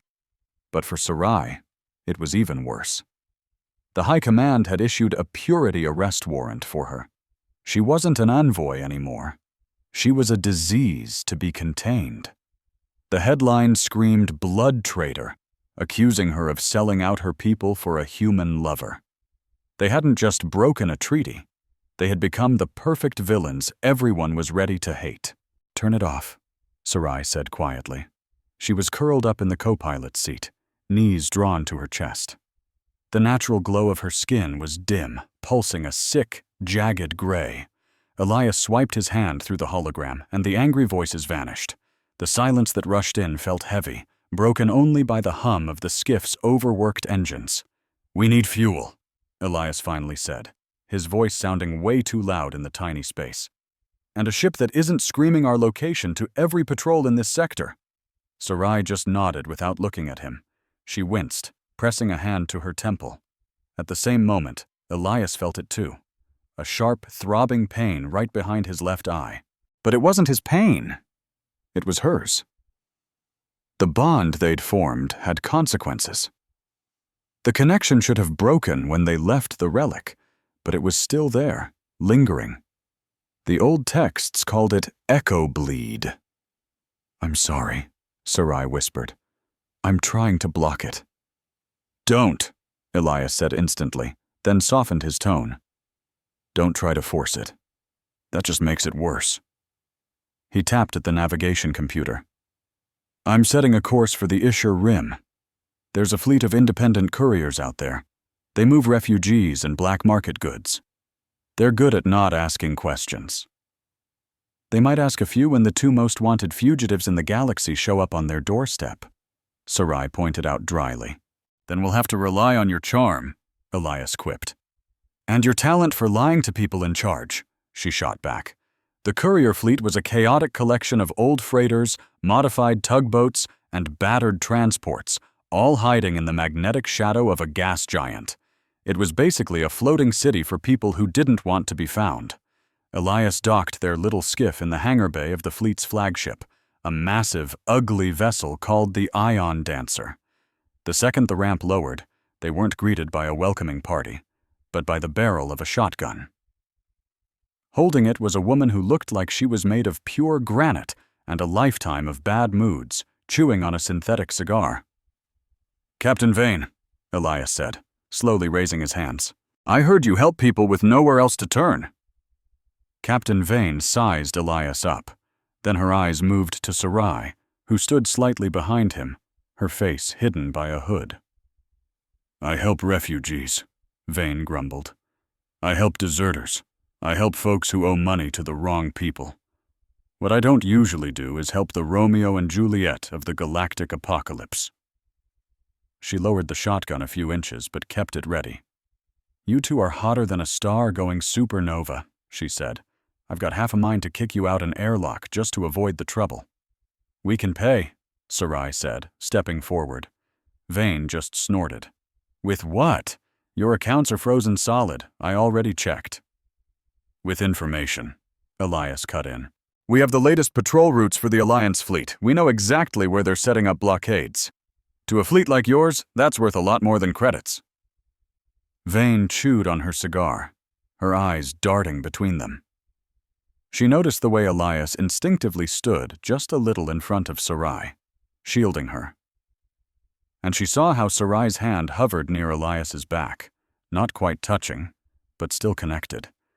"A couple of idiot comets," she muttered, shaking her head, "crashing into each other and thinking it's beautiful while the whole universe catches fire." "Fine. You can stay. But you're sleeping in the cargo hold. And if you bring the Alliance down on my people, I will personally sell your bodies for spare parts." The cargo hold of the Ion Dancer was small, tight, and smelled like engine grease and exotic spices. It was crammed with crates, with just enough space for a narrow path and a single small bunk built into the wall. It was way too intimate. Elias sat on a crate, watching Sarai try to meditate. She was trying to get a handle on the echo bleed, but the stress was making it worse. Every couple of minutes, Elias would get hit with a phantom feeling. A sudden wave of icy dread, a flash of heat, a sharp pang of hunger that he knew wasn't his own. Pip, the AI clipped to his belt, chose that moment to chime in. "Analysis," it chirped brightly. "Tension levels in this room are currently exceeding safety parameters by 40%. I am detecting elevated cortisol and pheromonal distress." "Not now, Pip," Elias grumbled. "Recommendation," Pip continued, completely ignoring him. "Brief, non-threatening conversations are crucial for conflict resolution. Suggestion: discuss your favorite colors, or perhaps address the crushing existential dread of your shared psychic bond." Sarai let out a noise that was halfway between a laugh and a sob. "Blue," she said, her voice shaky. "My favorite color is blue, like the oceans on Earth. I've never actually seen them, but I've read the stories." Elias looked over at her. "Green," he said softly. "Like the forests back in Ohio, before the big fires." He stood up and walked the few steps to where she sat. She was trembling. The bond was flaring up again, and he could feel her shame like a thick, coppery taste in the back of his throat. She felt guilty for dragging him into her mess, for what the universe was now calling him. "Stop it," Elias said gently. "Stop what?" she asked, not looking up. "Stop blaming yourself. I can feel it, Sarai. It's overwhelming." Sarai finally looked up at him, her eyes shining with tears she refused to let fall. "You were a decorated officer, Elias. You had a career, a life. Now you're an outcast, because of me. Because I tempted you." Elias knelt in front of her, close but not touching.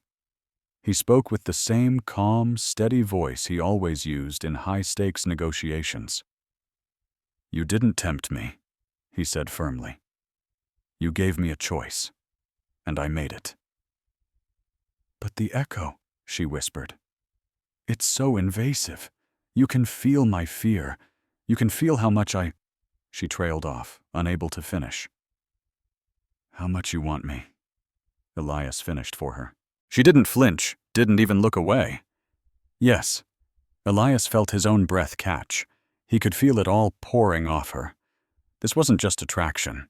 It was a deep, painful hunger for connection, tangled up with the sheer terror of being rejected. It was so raw, it was almost overwhelming. "And you can feel mine?" he asked, his voice low. Sarai gave a slow, deliberate nod.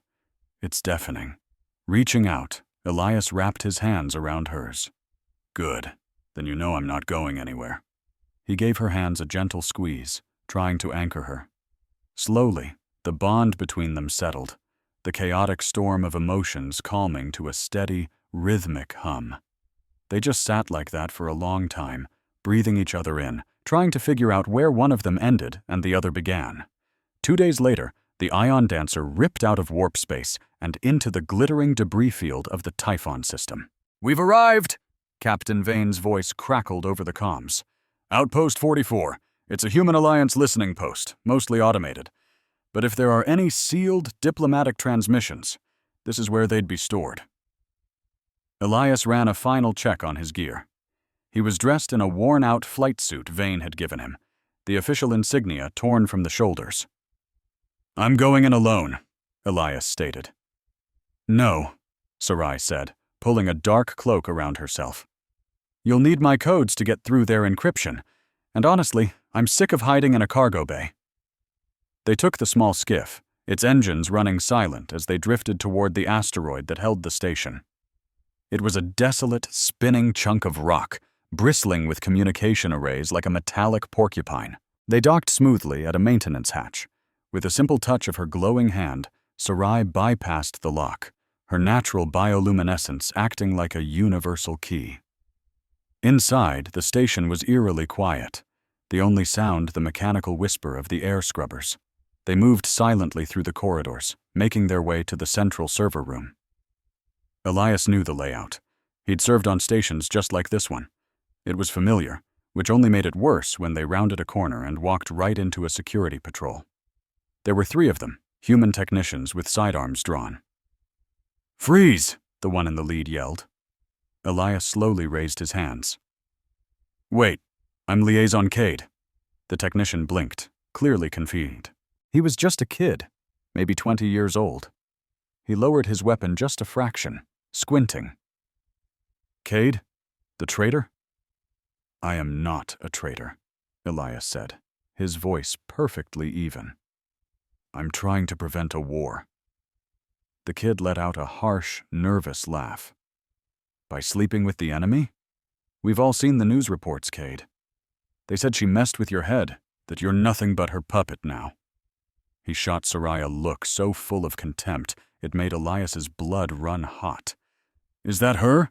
The witch?" Sarai stood tall, letting her cloak fall back from her shoulders. She didn't look like a witch. She looked like a queen who had lost her kingdom. "I am Envoy Voss," she said, her voice dangerously calm. "And I suggest you lower your weapon before you make a mistake you can't undo." The young technician took a step forward, his fear and the propaganda he'd been fed making him bold. "Wow. She is pretty, I'll give you that, Cade. I guess that's all it takes for a man to betray his own kind. Did she use those pheromones on you? Did she make you beg for it?" In a flash, Elias moved. He didn't reach for a weapon. He simply stepped between the technician and Sarai, his entire posture shifting from diplomat to predator. "She didn't do a single thing to me," Elias said, his voice dropping to a low snarl. "She didn't take my will. She gave it back to me." He locked eyes with the technician. "You're defending a treaty that was built on a lie from the very beginning. We're here to get the proof. Now, you can either shoot me and kick off this war 5 days early, or you can get the hell out of my way." The technician faltered. He looked at the absolute, unshakable certainty in Elias's eyes. He glanced at his 2 partners who were already backing away. Finally, the technician lowered his gun. "You're insane, Cade." "Maybe," Elias replied. "Now go." The patrol scrambled, vanishing back down the corridor. Elias finally let out the breath he was holding and turned to Sarai. "Thank you," she said, her voice barely a whisper. "For what?" "For defending me as a person. Most people just defend the politics." Elias gently touched her shoulder. "You're not a political talking point, Sarai. You're the person I—" He cut himself off. The bond between them pulsed with the word he couldn't bring himself to say. Love. "Let's get that data," he said instead. They reached the server core. Sarai's hands flew across the interface, her inner light pulsing in time with the streams of information. "I've got it," she announced. "Downloading encrypted packets from the last 48 hours. She pulled the data onto a portable drive and threw the projection onto the wall. It was so much worse than they had imagined. The conspiracy wasn't just aiming for a border skirmish. They were planning a full-blown massacre. "Here," Elias said, pointing to a file labeled Treaty Collapse Vote. "It's scheduled for the summit in 3 days. They're going to force a vote of no confidence." "And look at this," Sarai added, her voice trembling. "The relic weapon. It's a platform, a kinetic bombardment satellite they've retrofitted with ancient technology. It's designed to specifically target bioluminescent signatures." Elias just stared at the schematic. "It targets Vyari cities. It targets our population centers," she whispered. "It's genocide. And look at the authorization code." She pointed to the very bottom of the file. The signature was a complex, swirling pattern of digital serpents. "It's Kalin," she said, tears starting to stream down her face. "My brother. He's the one who authorized its deployment." "Why?" Elias asked, baffled. "Why would he want to kill his own people?" "Because the weapon doesn't kill everyone," Sarai explained, her eyes scanning the technical specs. "It's tuned to specific resonant frequencies. It targets the thinkers, the artists, the scientists, anyone who questions authority. It leaves the soldiers. It leaves the ones who just follow orders." She looked up at Elias, the full horror of it all dawning on her. He wants to purify our species.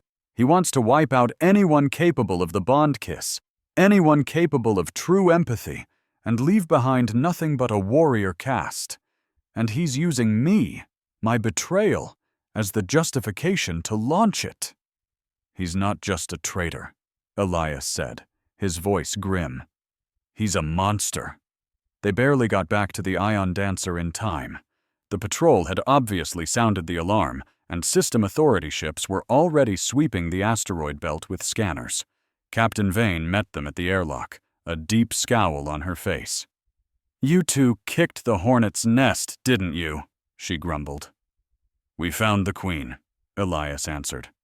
"We need to go dark. Now." Vane cursed under her breath. "Get to the vault. Section 4. It's a sensory dampening chamber, lead-lined, full magnetic shielding. It's the only place on this ship the scanners won't pick up your biosignatures." Elias and Sarai didn't hesitate. They ran for Section 4. It was a heavy, blast-proof room normally used for smuggling radioactive materials. They ducked inside, and Vane slammed the door shut from the outside. The lock thudded into place with a heavy final clank. They were plunged into total darkness. The silence was absolute. The dampening field cut off everything. The low hum of the ship, the vibration of the engines, everything. There was nothing but them and the bond. With no other senses to distract them, their neural link became the only thing that existed. Elias could feel Sarai standing just a few feet away. He could feel the warmth radiating from her skin in the small, cold room. He could feel her heart hammering against her ribs like a terrified bird. "Sarai," he whispered. "I'm here," she breathed back, her voice shaking. Elias reached out in the blackness until his hand found hers. It was ice cold. The emotional bleed was overwhelming now. Without sight or sound to ground them, their feelings were flowing freely between them. Elias felt her terror like it was his own. It wasn't a fear of dying. It was a fear of him. Not that he would hurt her, but that he would see all of her, the real her, and be disgusted. She felt broken, like a tool that had been used by her brother and thrown away by the treaty. "Sarai," Elias said, pulling her closer in the dark. "Listen to me." He wrapped his arms around her as she buried her face in his chest, her hands gripping the front of his flight suit. "I can feel it." Sarai's voice was muffled against his chest. "I can feel your anger. You're furious." "I'm furious at them," Elias corrected her. "Not at you. I could never be angry at you." He ran a hand down her back, trying to soothe the tension coiled in her spine. The bond shifted. The fear began to fade, replaced by a deep, aching need. It was a physical pull, like gravity. "Elias," she whispered in his mind. She tilted her head up in the complete darkness. He couldn't see her, but he knew exactly where her lips were. This time it wasn't a test or a desperate act of rebellion. It was a question. "Can I?" she asked through their connection. "Yes," he sent back, and then he kissed her. It was a slow, deliberate kiss, a reclaiming. The sensory dampening room completely disappeared. The bond between them exploded with color, deep golds and rich indigos. Elias felt her hand slide to the back of his neck, her fingers twisting into his hair. He felt the impossible softness of her lips, her taste, like clean ozone after a storm and salt. More than anything, he felt her relief.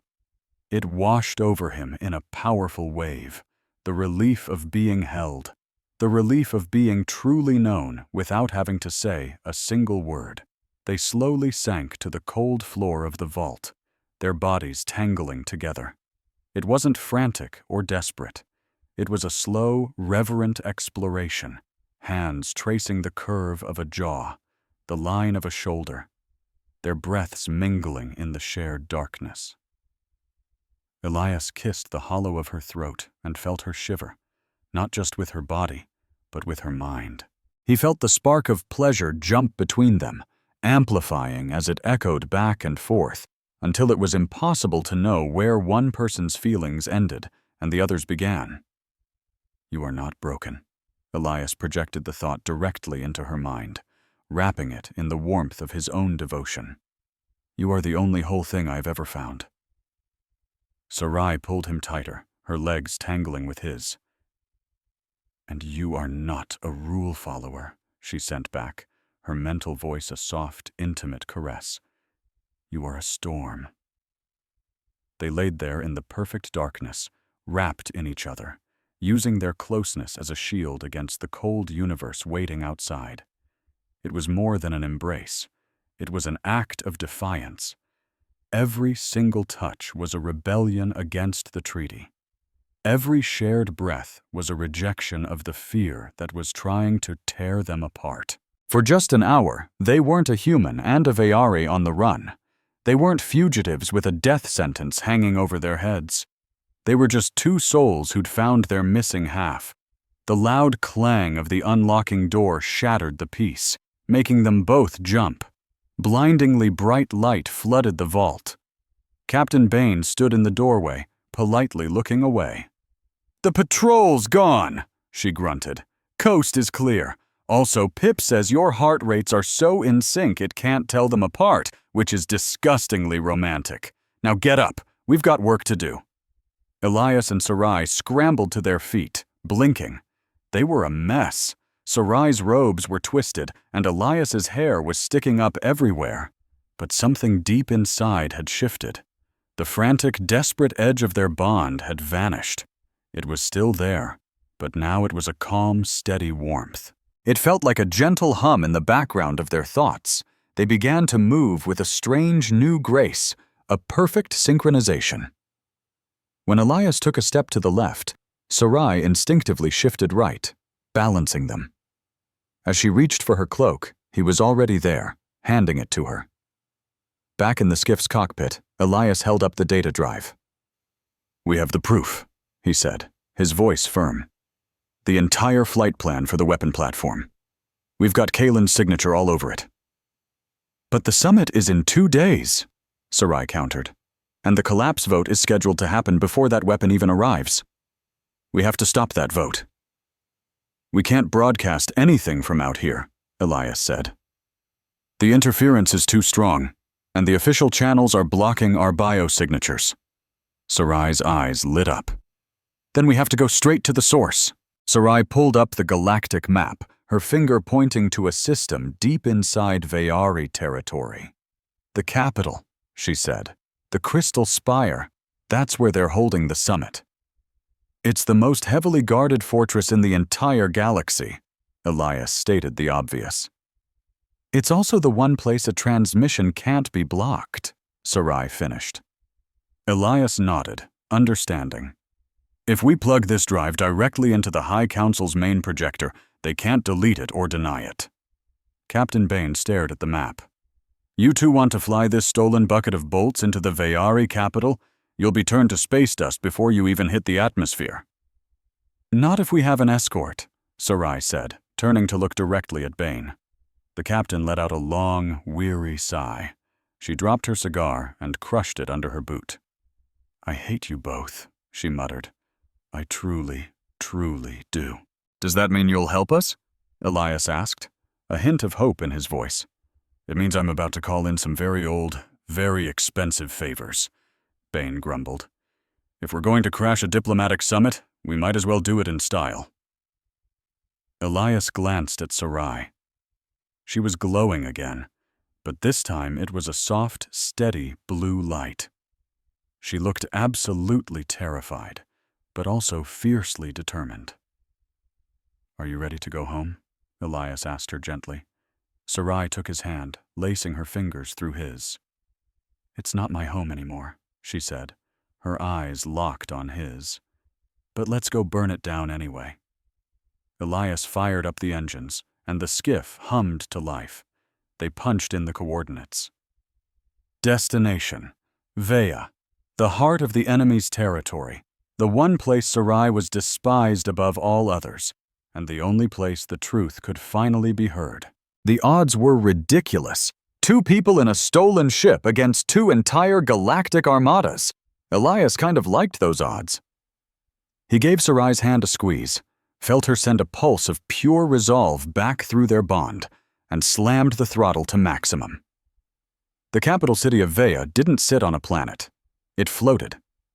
A sprawling collection of silver spires and hanging gardens drifted in the upper atmosphere, connected to the ground by gravity lifts that looked like threads of pure light.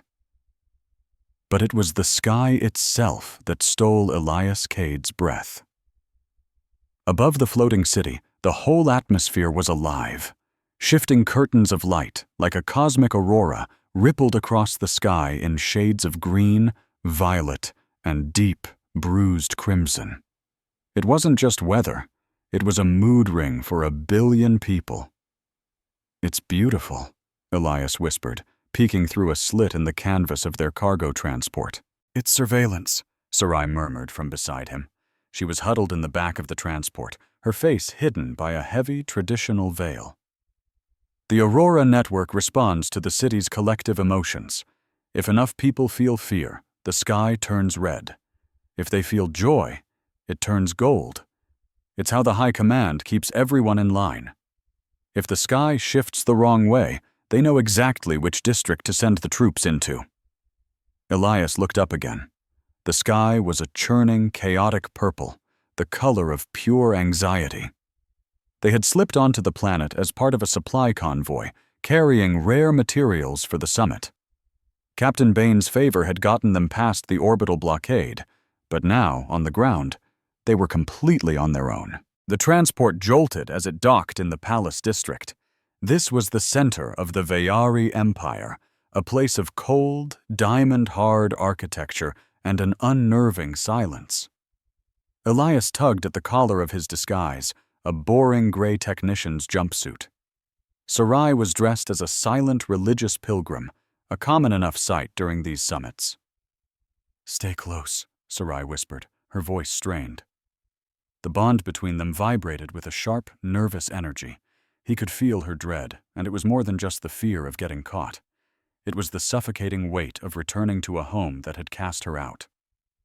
They stepped out into a massive concourse, a space so huge it was clearly designed to make anyone feel insignificant.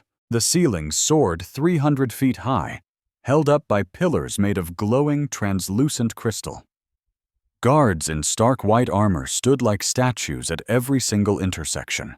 Sarai moved through the corridors with an instinct she couldn't have forgotten, a fluid grace that her heavy robes couldn't completely conceal. She led Elias through service tunnels and forgotten back hallways. "I used to play hide-and-seek in here," she whispered as they ducked into a cramped maintenance alcove to avoid a passing patrol. "My brother Colin, he always checked the main halls first. He never understood that the fastest way to get around is through the veins of a place, not the arteries." She let out a short, brittle laugh. "I guess he still doesn't get it. That's why he's trying to blow up the galaxy, and we're hiding in a plumbing tunnel." Elias reached out, his hand brushing against hers. The simple contact sent a pulse of warmth through their bond, soothing the sharp edges of her fear. "We are going to stop him," Elias said with certainty. "First, we have to find the Ivory Ascendancy," Sarai said. "They're the extremist group, and they're working out of the palace archives. That's where all the secure terminals are." "How do you know that?" Elias asked. "Because," Sarai said, her eyes dark and haunted behind the veil, "the Ascendancy isn't some fringe group, Elias. It's the Royal Guard. The palace archives weren't anything like a human library. There were no books, no screens, not even data chips. It was a massive cavern filled with a swirling, suspended mist. This is the Nimazin wing," Sarai explained as they slipped through the heavy blast doors. "It's memory reactive. The room itself is made of psychoactive particles. It arranges itself to show you whatever piece of history you're looking for." "So if I ask for the history of the war," Elias began. "It will build you a room based on the official story," Sarai said. "But if that official story is a lie, the architecture becomes unstable. They stepped onto a walkway that extended into the mist. Around them, the fog swirled, forming hazy shapes of towers, faces, and ancient battles. Elias pulled out the data drive, the one with the stolen logs. We have to match this signature to the command that ordered the assassination. We need the original terminal. That way, Sarai said, pointing. As she looked, a spiraling bridge seemed to condense out of the fog right in front of them. They sprinted across it, but as they moved, the archive began to react to them. The mist grew darker. The shapes it formed became sharper, more menacing. The archive knew what they were carrying. It sensed a truth that contradicted its very programming. Suddenly, a wall of solid fog slammed into existence, blocking their path. "It's trying to reject us," Sarai shouted. "It thinks our data is a virus." "Push through," Elias yelled back. He slammed his shoulder into the foggy wall.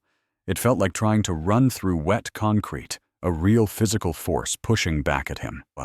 "Lies are rewriting the room," Sarai gasped, her natural bioluminescence flaring brightly against the gloom. "We have to focus on the truth, Elias. The room responds to what we believe." Elias shut his eyes. He pictured the assassination. He saw the gravity failing, the fake evidence being planted, the look of betrayal on Sarai's face when they locked her in that cell. He focused every ounce of his being on the raw, undeniable reality of what really happened. The wall of fog shattered like a pane of glass. They burst through into a large, circular chamber. In the very center sat a single console made of black obsidian. "That's it," Sarai breathed. "The royal uplink." Elias bolted for the console and jammed the drive into the port. "Pip, analyze," he commanded. "Processing," the AI chirped in his ear. "Decrypting royal ciphers. Well, look at that. It's a direct line to the orbiting weapon platform. And bingo, I've got the raw logs. The assassination order was sent from this exact terminal. User ID, Archduke Kalen." Elias snatched the drive back. "We got it. We have everything." A slow, deliberate clapping echoed through the vast chamber. Elias spun around, his stun pistol already in his hand. Sarai froze. Stepping out of the mist on the other side of the room was a tall, slender Veyari male. He was dressed in the high-collared white armor of the royal guard, but his cape was trimmed with the deep crimson of the ruling family. His face was a sharper, colder, and crueler version of Sarai's.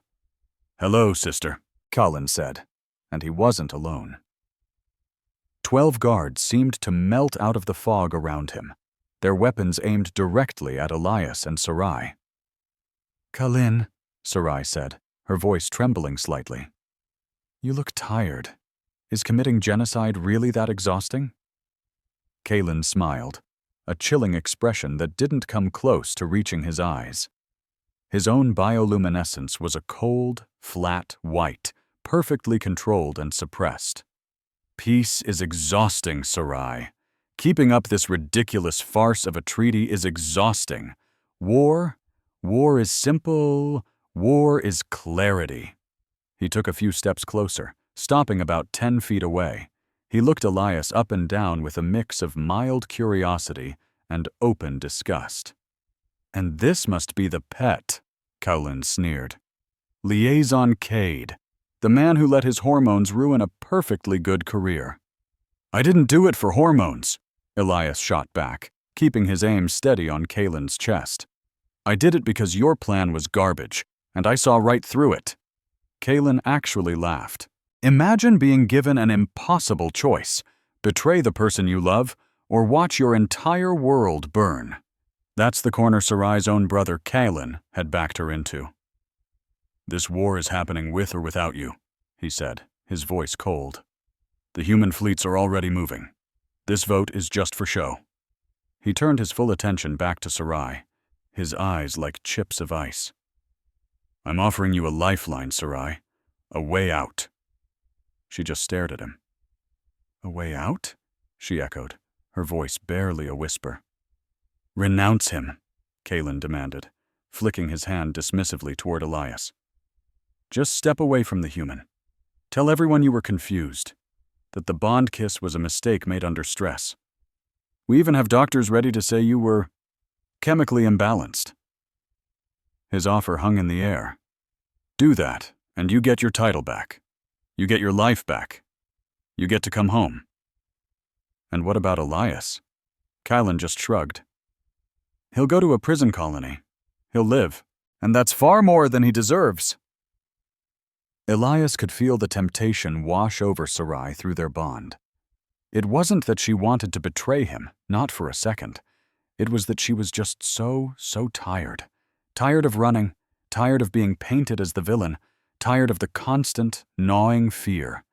Kaylin's offer was like a soft bed after a lifetime of sleeping on rocks. Sarai's head dropped, and the silence in the room became heavy enough to choke on. "Sarai," Elias said, his voice gentle. "Don't listen to him." Kaylin moved closer, his voice a venomous whisper. "Look at him, Sarai. He's a short-lived primate. He can't understand you, not really. He can't feel the universe the way you do. You're forcing a connection that goes against nature itself. Come back to your own people." Sarai's shoulders began to tremble, the fight just seeming to melt away from her. Elias felt her start to break.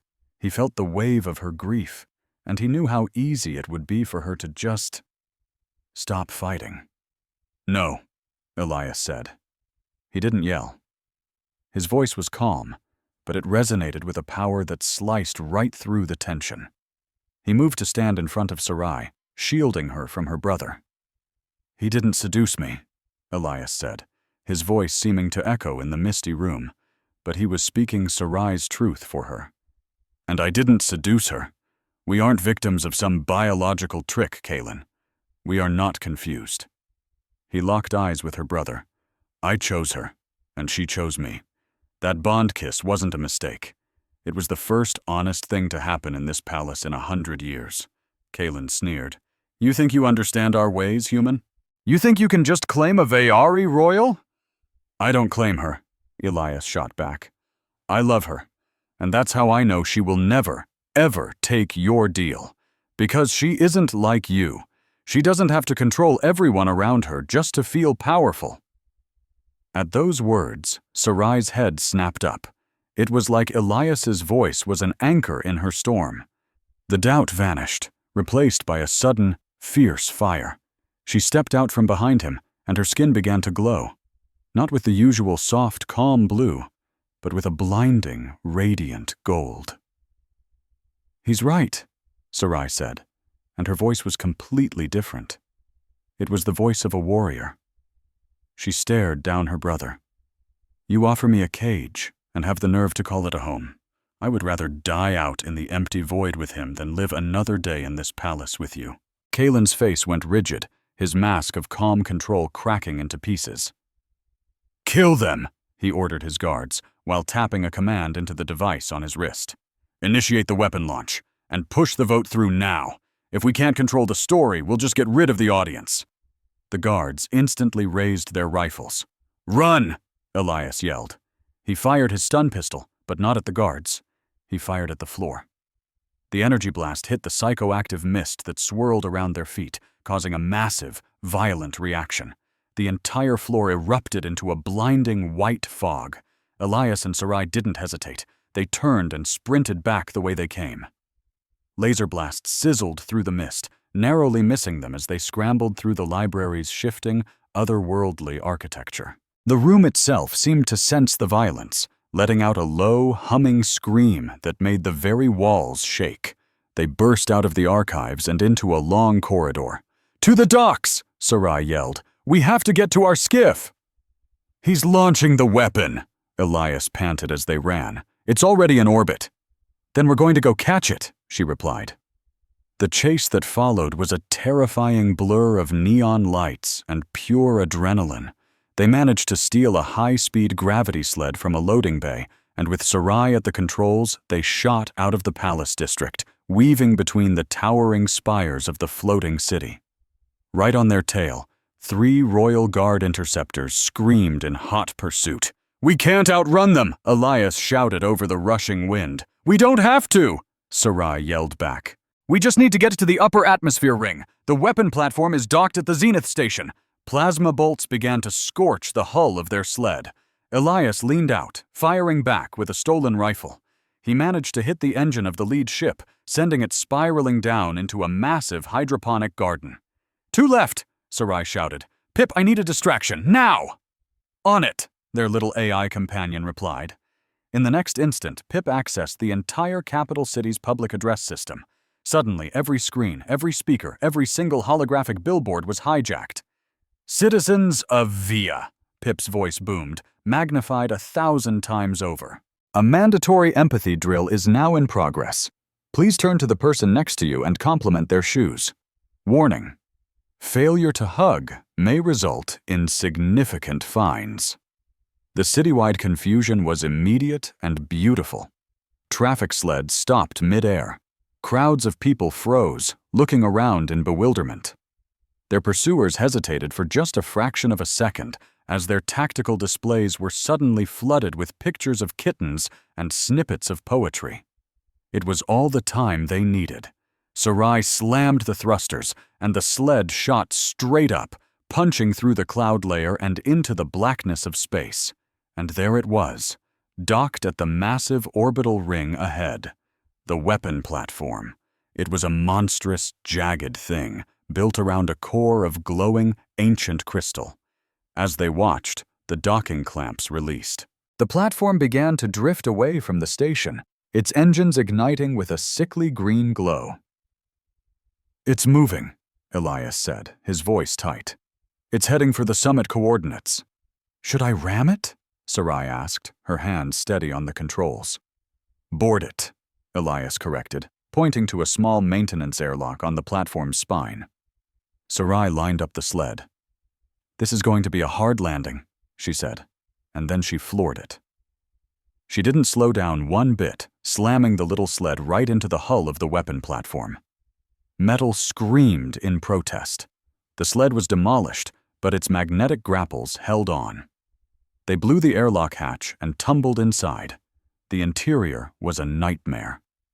The gravity was all wrong, shifting and changing direction without any warning. Corridors twisted into impossible spirals. "We have to get to the core," Elias said, checking a scanner. "If this thing fires, it'll vaporize the entire summit station in 10 minutes. They ran, the whole platform rumbling around them, and finally reached the central chamber. It was a cooled spherical room, dominated by the relic crystal, which was suspended in a powerful magnetic field. The crystal was pulsing with a rhythmic, deafening thrum. "It's charging!" Sarai yelled over the noise. "Guards!" Elias shouted, pointing.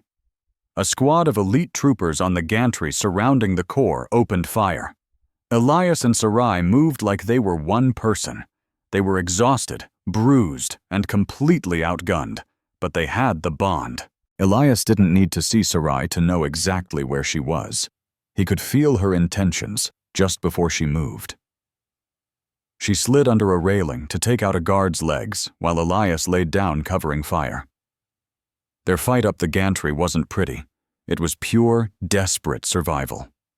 Elias took a laser blast to his shoulder, and searing pain shot down his arm. A grenade blast threw Sarai against a bulkhead, but they just kept going. They finally reached the control interface, a chaotic mess of alien symbols and holographic panels.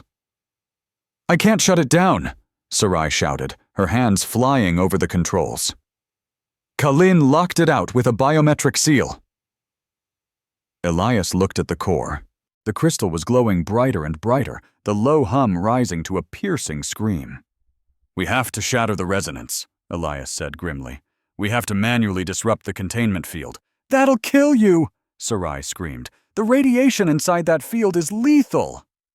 "It's the only way," he said, and he didn't wait for her to argue. He grabbed a heavy pry bar from the wall and sprinted for the maintenance hatch on the core's containment unit. "Elias, no!" she cried. He wrenched the hatch open and was hit by a blast of heat and pressure that felt like a solid wall. He forced himself inside the chamber. The gravity was unbelievable, pulling at his organs, trying to rip him apart. The relic crystal hung above him like a tiny, evil sun. He started climbing the ladder toward the dampening rods, his vision already starting to blur. His skin felt like it was on fire. "Have to disengage the locks," he gasped. He reached the first rod and pulled with all his might, but it wouldn't budge. The magnetic field was just too strong. He could feel his consciousness slipping away. The pain was everywhere. He was going to die here, alone in this horrible machine. And then he felt it. A surge of light, a cool blue wave of pure energy washing through his mind. Sarai. She hadn't stayed at the console. She was right at the hatch. She couldn't come inside. Her biology would react explosively with the crystal. But she was pouring every ounce of her being into their bond. "I am with you," her voice echoed in his head. "I am holding you." She wasn't trying to pull him back. She was giving him the strength to push forward. She was channeling her own life force through their connection, somehow stabilizing his heart rate, holding his fraying consciousness together. This was love, not just as a feeling, but as a literal source of power. Elias let out a raw scream, channeling her light into his aching muscles. He heaved on the rod again. Metal shrieked, and the lock snapped open. He scrambled to the second one as the crystal began to destabilize, lashing out with arcs of green lightning. "One more," Sarai whispered in his mind. "You can do this." Elias grabbed the final rod and pulled. With a deafening crack, the containment field collapsed. The crystal went dark. The horrible humming died. And the gravity in the room snapped back to zero, leaving them floating in a sudden, blessed silence. He was just drifting. Lifeless. "Elias!" Sarai lunged into the core room, the shriek of radiation alarms just noise in the background. She hooked her arms under his, hauling his dead weight from the chamber onto the walkway. His helmet came off with a wrench. Underneath, his face was a waxy, pale mask, a trickle of blood coming from his nose. His eyes were shut. "Come on, Elias, breathe, please, just breathe," she pleaded. She slammed her palms onto his chest, and a light erupted from her, so brilliant it hurt to look at. This wasn't CPR. She was trying to shock his heart back into rhythm with her own life force. He took a sudden, gurgling breath. His eyelids flickered. He focused on her face. Did we do it?" he rasped. A teary laugh escaped her. "Yeah, you moron," she sobbed. "You did it." He tried to push himself up, then collapsed back with a pained grunt. "This whole platform is a floating coffin," Elias managed to say. "But the vote!" Sarai's eyes shot to the wall clock. "The summit. It's starting in 4 minutes." Through the main viewport, the massive wheel-shaped diplomatic station hung in orbit below them, a beacon of peace about to be extinguished. "We have the proof," Sarai said, her voice tight. "But the comms are fried. There's no way to send a message." Elias's gaze drifted toward the platform's shuttle bay, where a single escape pod was docked. "We'll never make it in time to stop them," Sarai said, seeing where he was looking. "We don't have to be there," Elias countered, his grip tightening on her hand. "We just have to get their attention." He pointed a shaky finger at the summit station below. "PIP," Elias spoke into his comm. "You still online down there?" PIP's synthetic voice came back, chipper as ever. "Affirmative. I'm currently winning an argument about existentialism with a vending machine. What do you need?" "Can you get us into the summit's main broadcast system?" "Negative, Elias. That system is a closed network, hardwired. Nothing gets in or out." Elias met Sarai's eyes. "Then we're going in the hard way," he said. Sarai glanced at the escape pod. "That thing's a rock," she said. "No engines. It's designed to just fall." A slow, painful grin spread across Elias's blood-stained mouth. "If we aim it just right," he said, "we can make one heck of a grand entrance, right through the ceiling." For a moment, Sarai just stared at him in disbelief. Then a smile bloomed on her face. You are a terrible influence, Liaison Cade. Together, they hobbled toward the pod. Every part of them ached. They were poisoned with radiation, running on fumes, and probably the two most wanted people in the galaxy. The peace they fought for was about to shatter. But as they buckled themselves into the cramped little pod, a strange sense of calm settled over Elias. "Ready to crash the party?" he asked with a weak grin.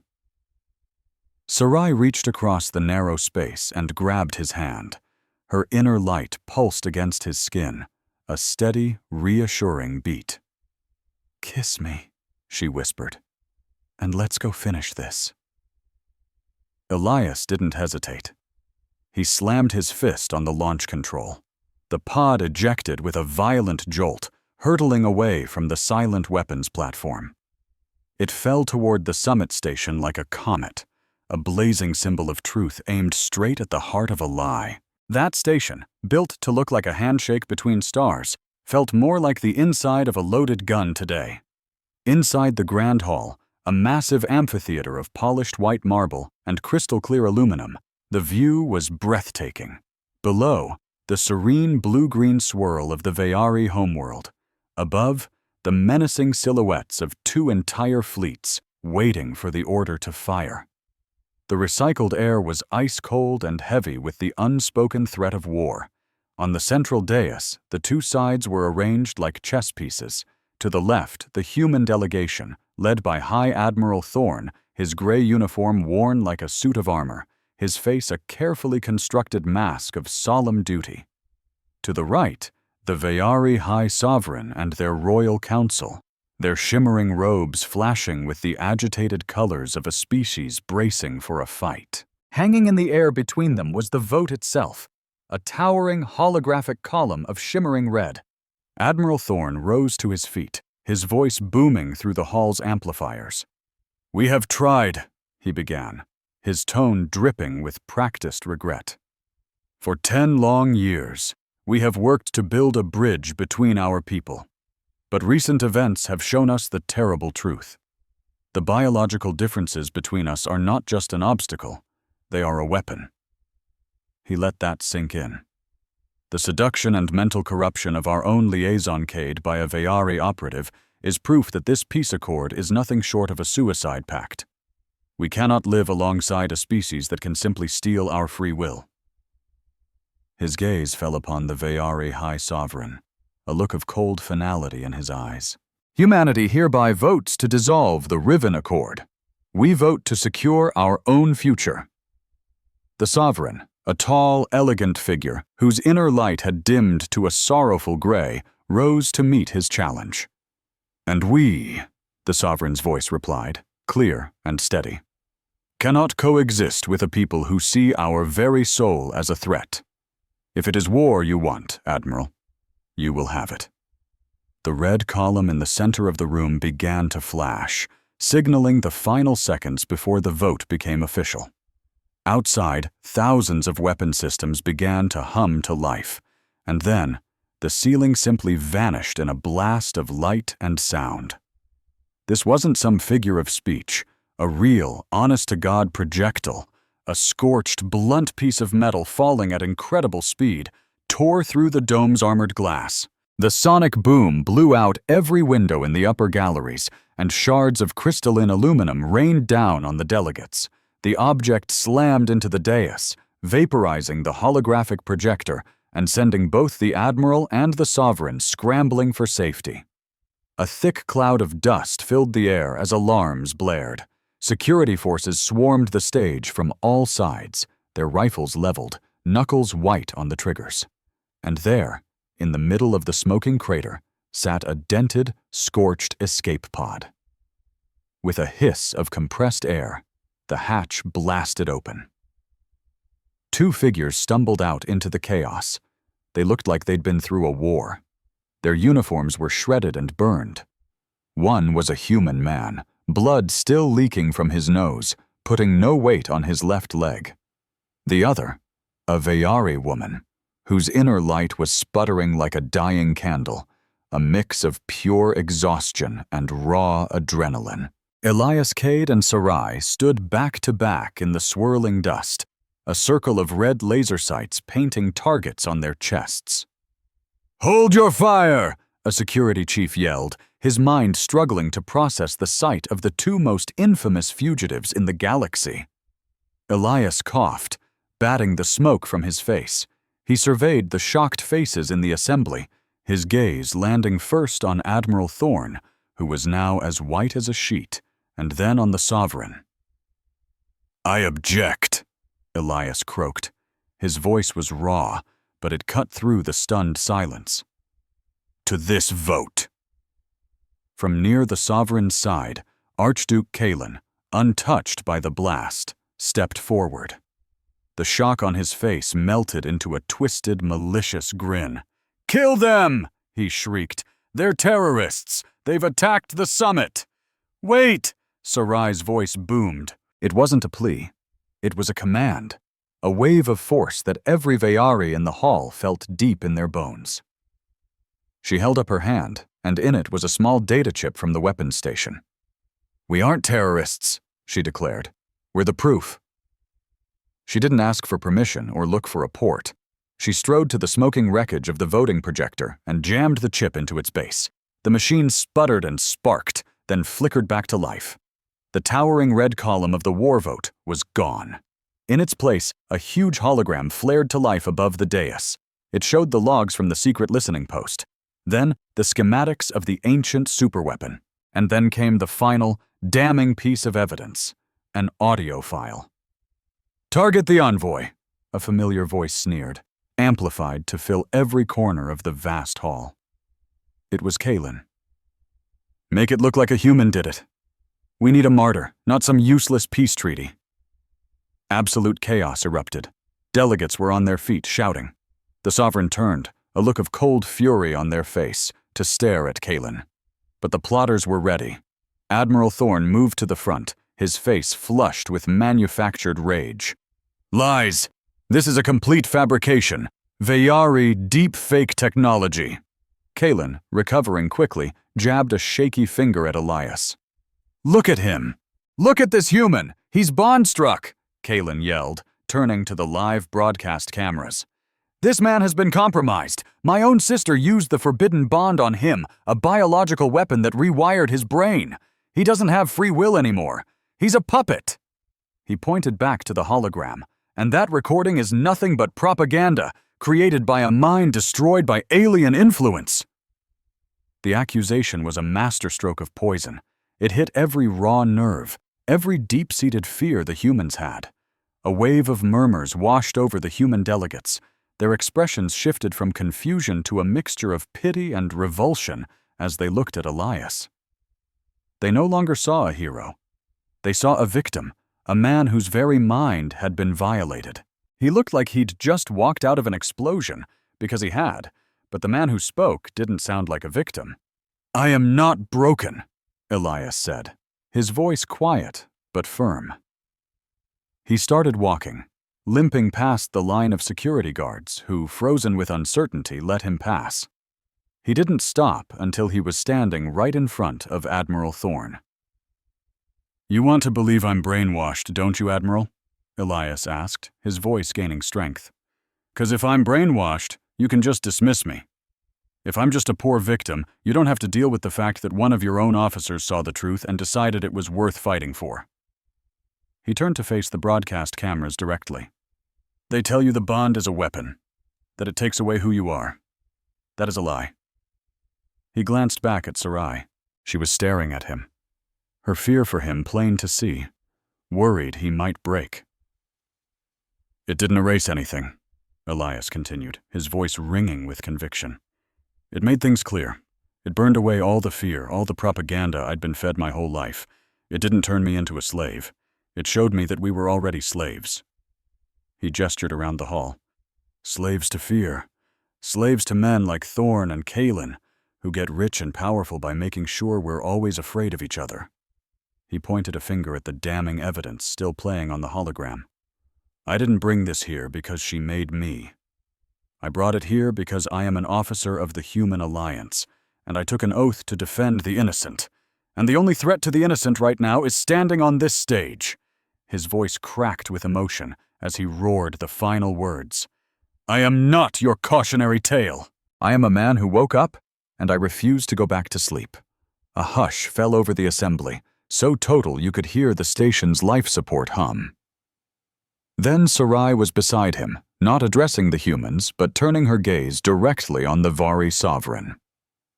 "You call the bond kiss treason," she said, her voice shaking with a cold fury. "You call it purity to cage our souls." "But why?" With a flick of her wrist, she brought up the final damning piece of evidence they'd pulled from the ruins, an ancient log file. It displayed the original treaty draft from 10 years ago, complete with tracking changes. Sarai's finger pointed at the scrolling text. "The clause that bans intimacy. It wasn't written by the humans to keep us out. It was added by the Veyari High Command." Gasps rippled through the Veyari delegation. "You banned it because you knew," Sarai accused, tears carving clean tracks through the soot on her cheeks.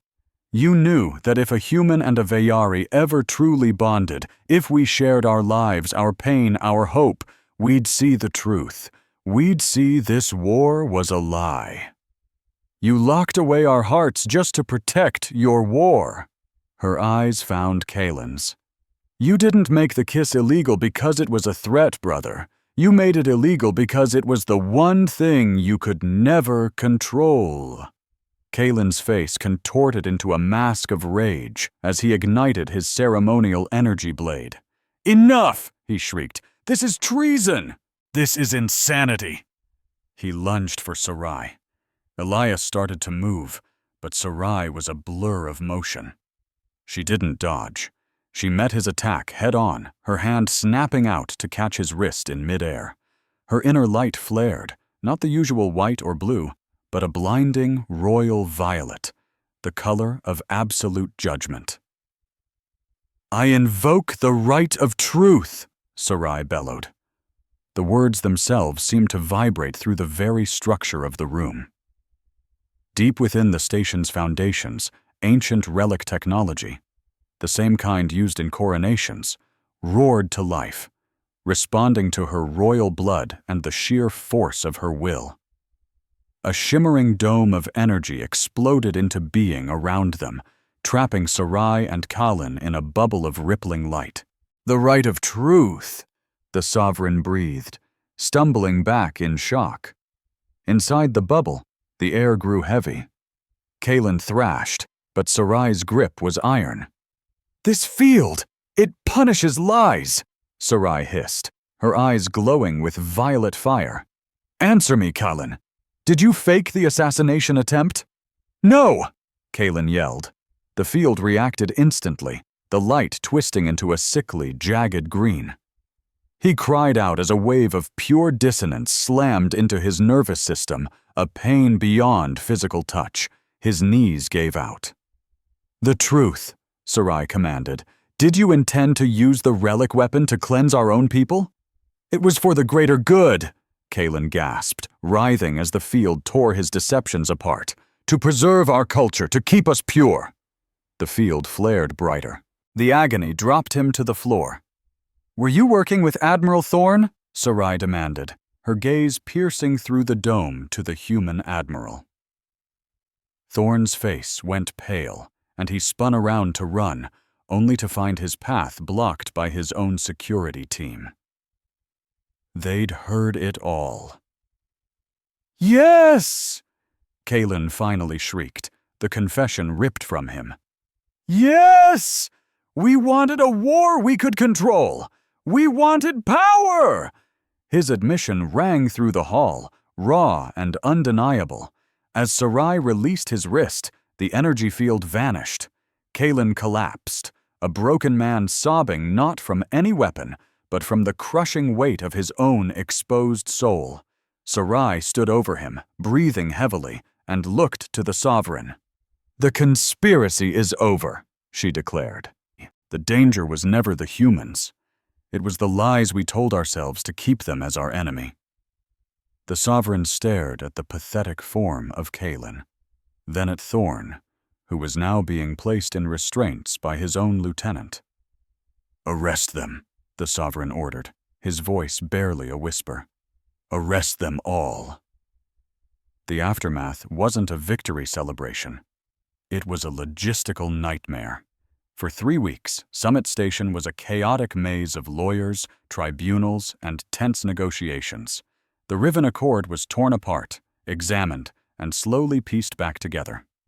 Elias Cade sat on a bench on the observation deck, gazing at the starfield. He was in civilian clothes, a simple jacket and pants. His uniform and rank were gone.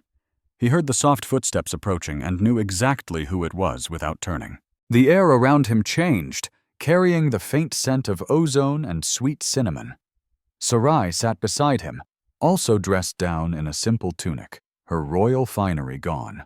Her inner light glowed a calm, peaceful teal. "How'd the hearing go?" Elias asked.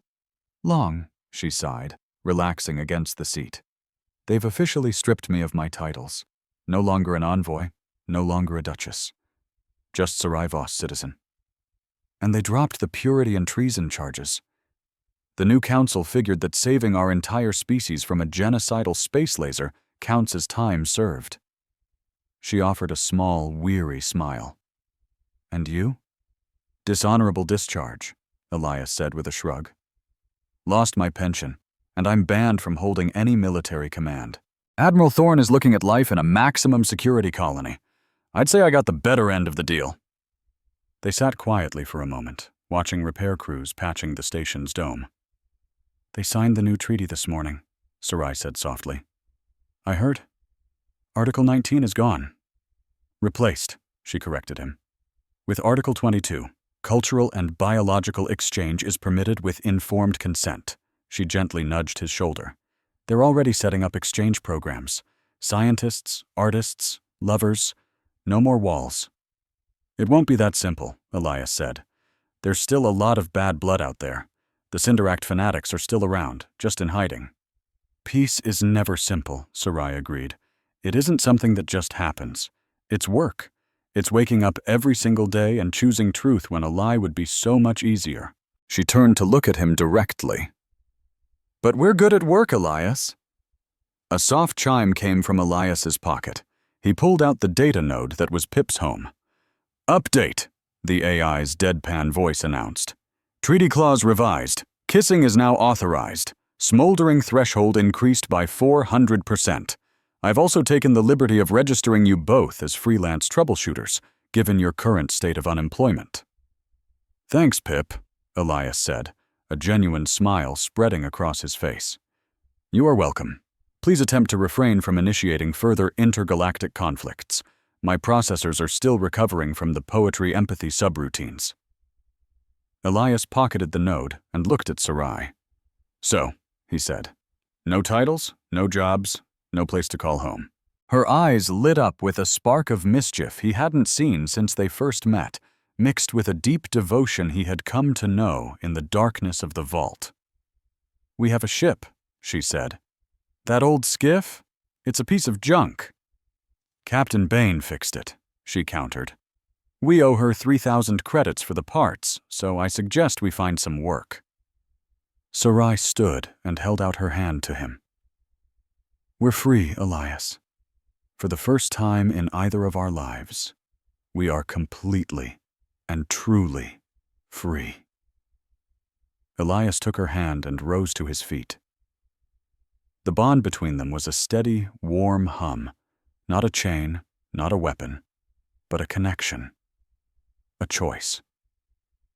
He looked out at the sky, where the auroras over the planet below had shifted from a nervous purple to soft, hopeful bands of gold. Sarai moved in closer, placing her hands on his chest. Her touch was both familiar and electric. She rose on her toes, her lips just inches from his. "Kiss me," she whispered, the words no longer a dare, but a promise. Elias smiled. "And break the treaty." He wasn't looking at the cameras or the guards. His entire world was her. "There's no treaty left to break, Sarai." "Then kiss me," she challenged softly, "and let's write our own." Elias answered her not with fear, but with a choice. He leaned down and closed the final distance between them. It wasn't a political act. It wasn't an act of sabotage. It was just a kiss. And there, in the quiet of the observation deck, bathed in the light of a new peace, it was everything.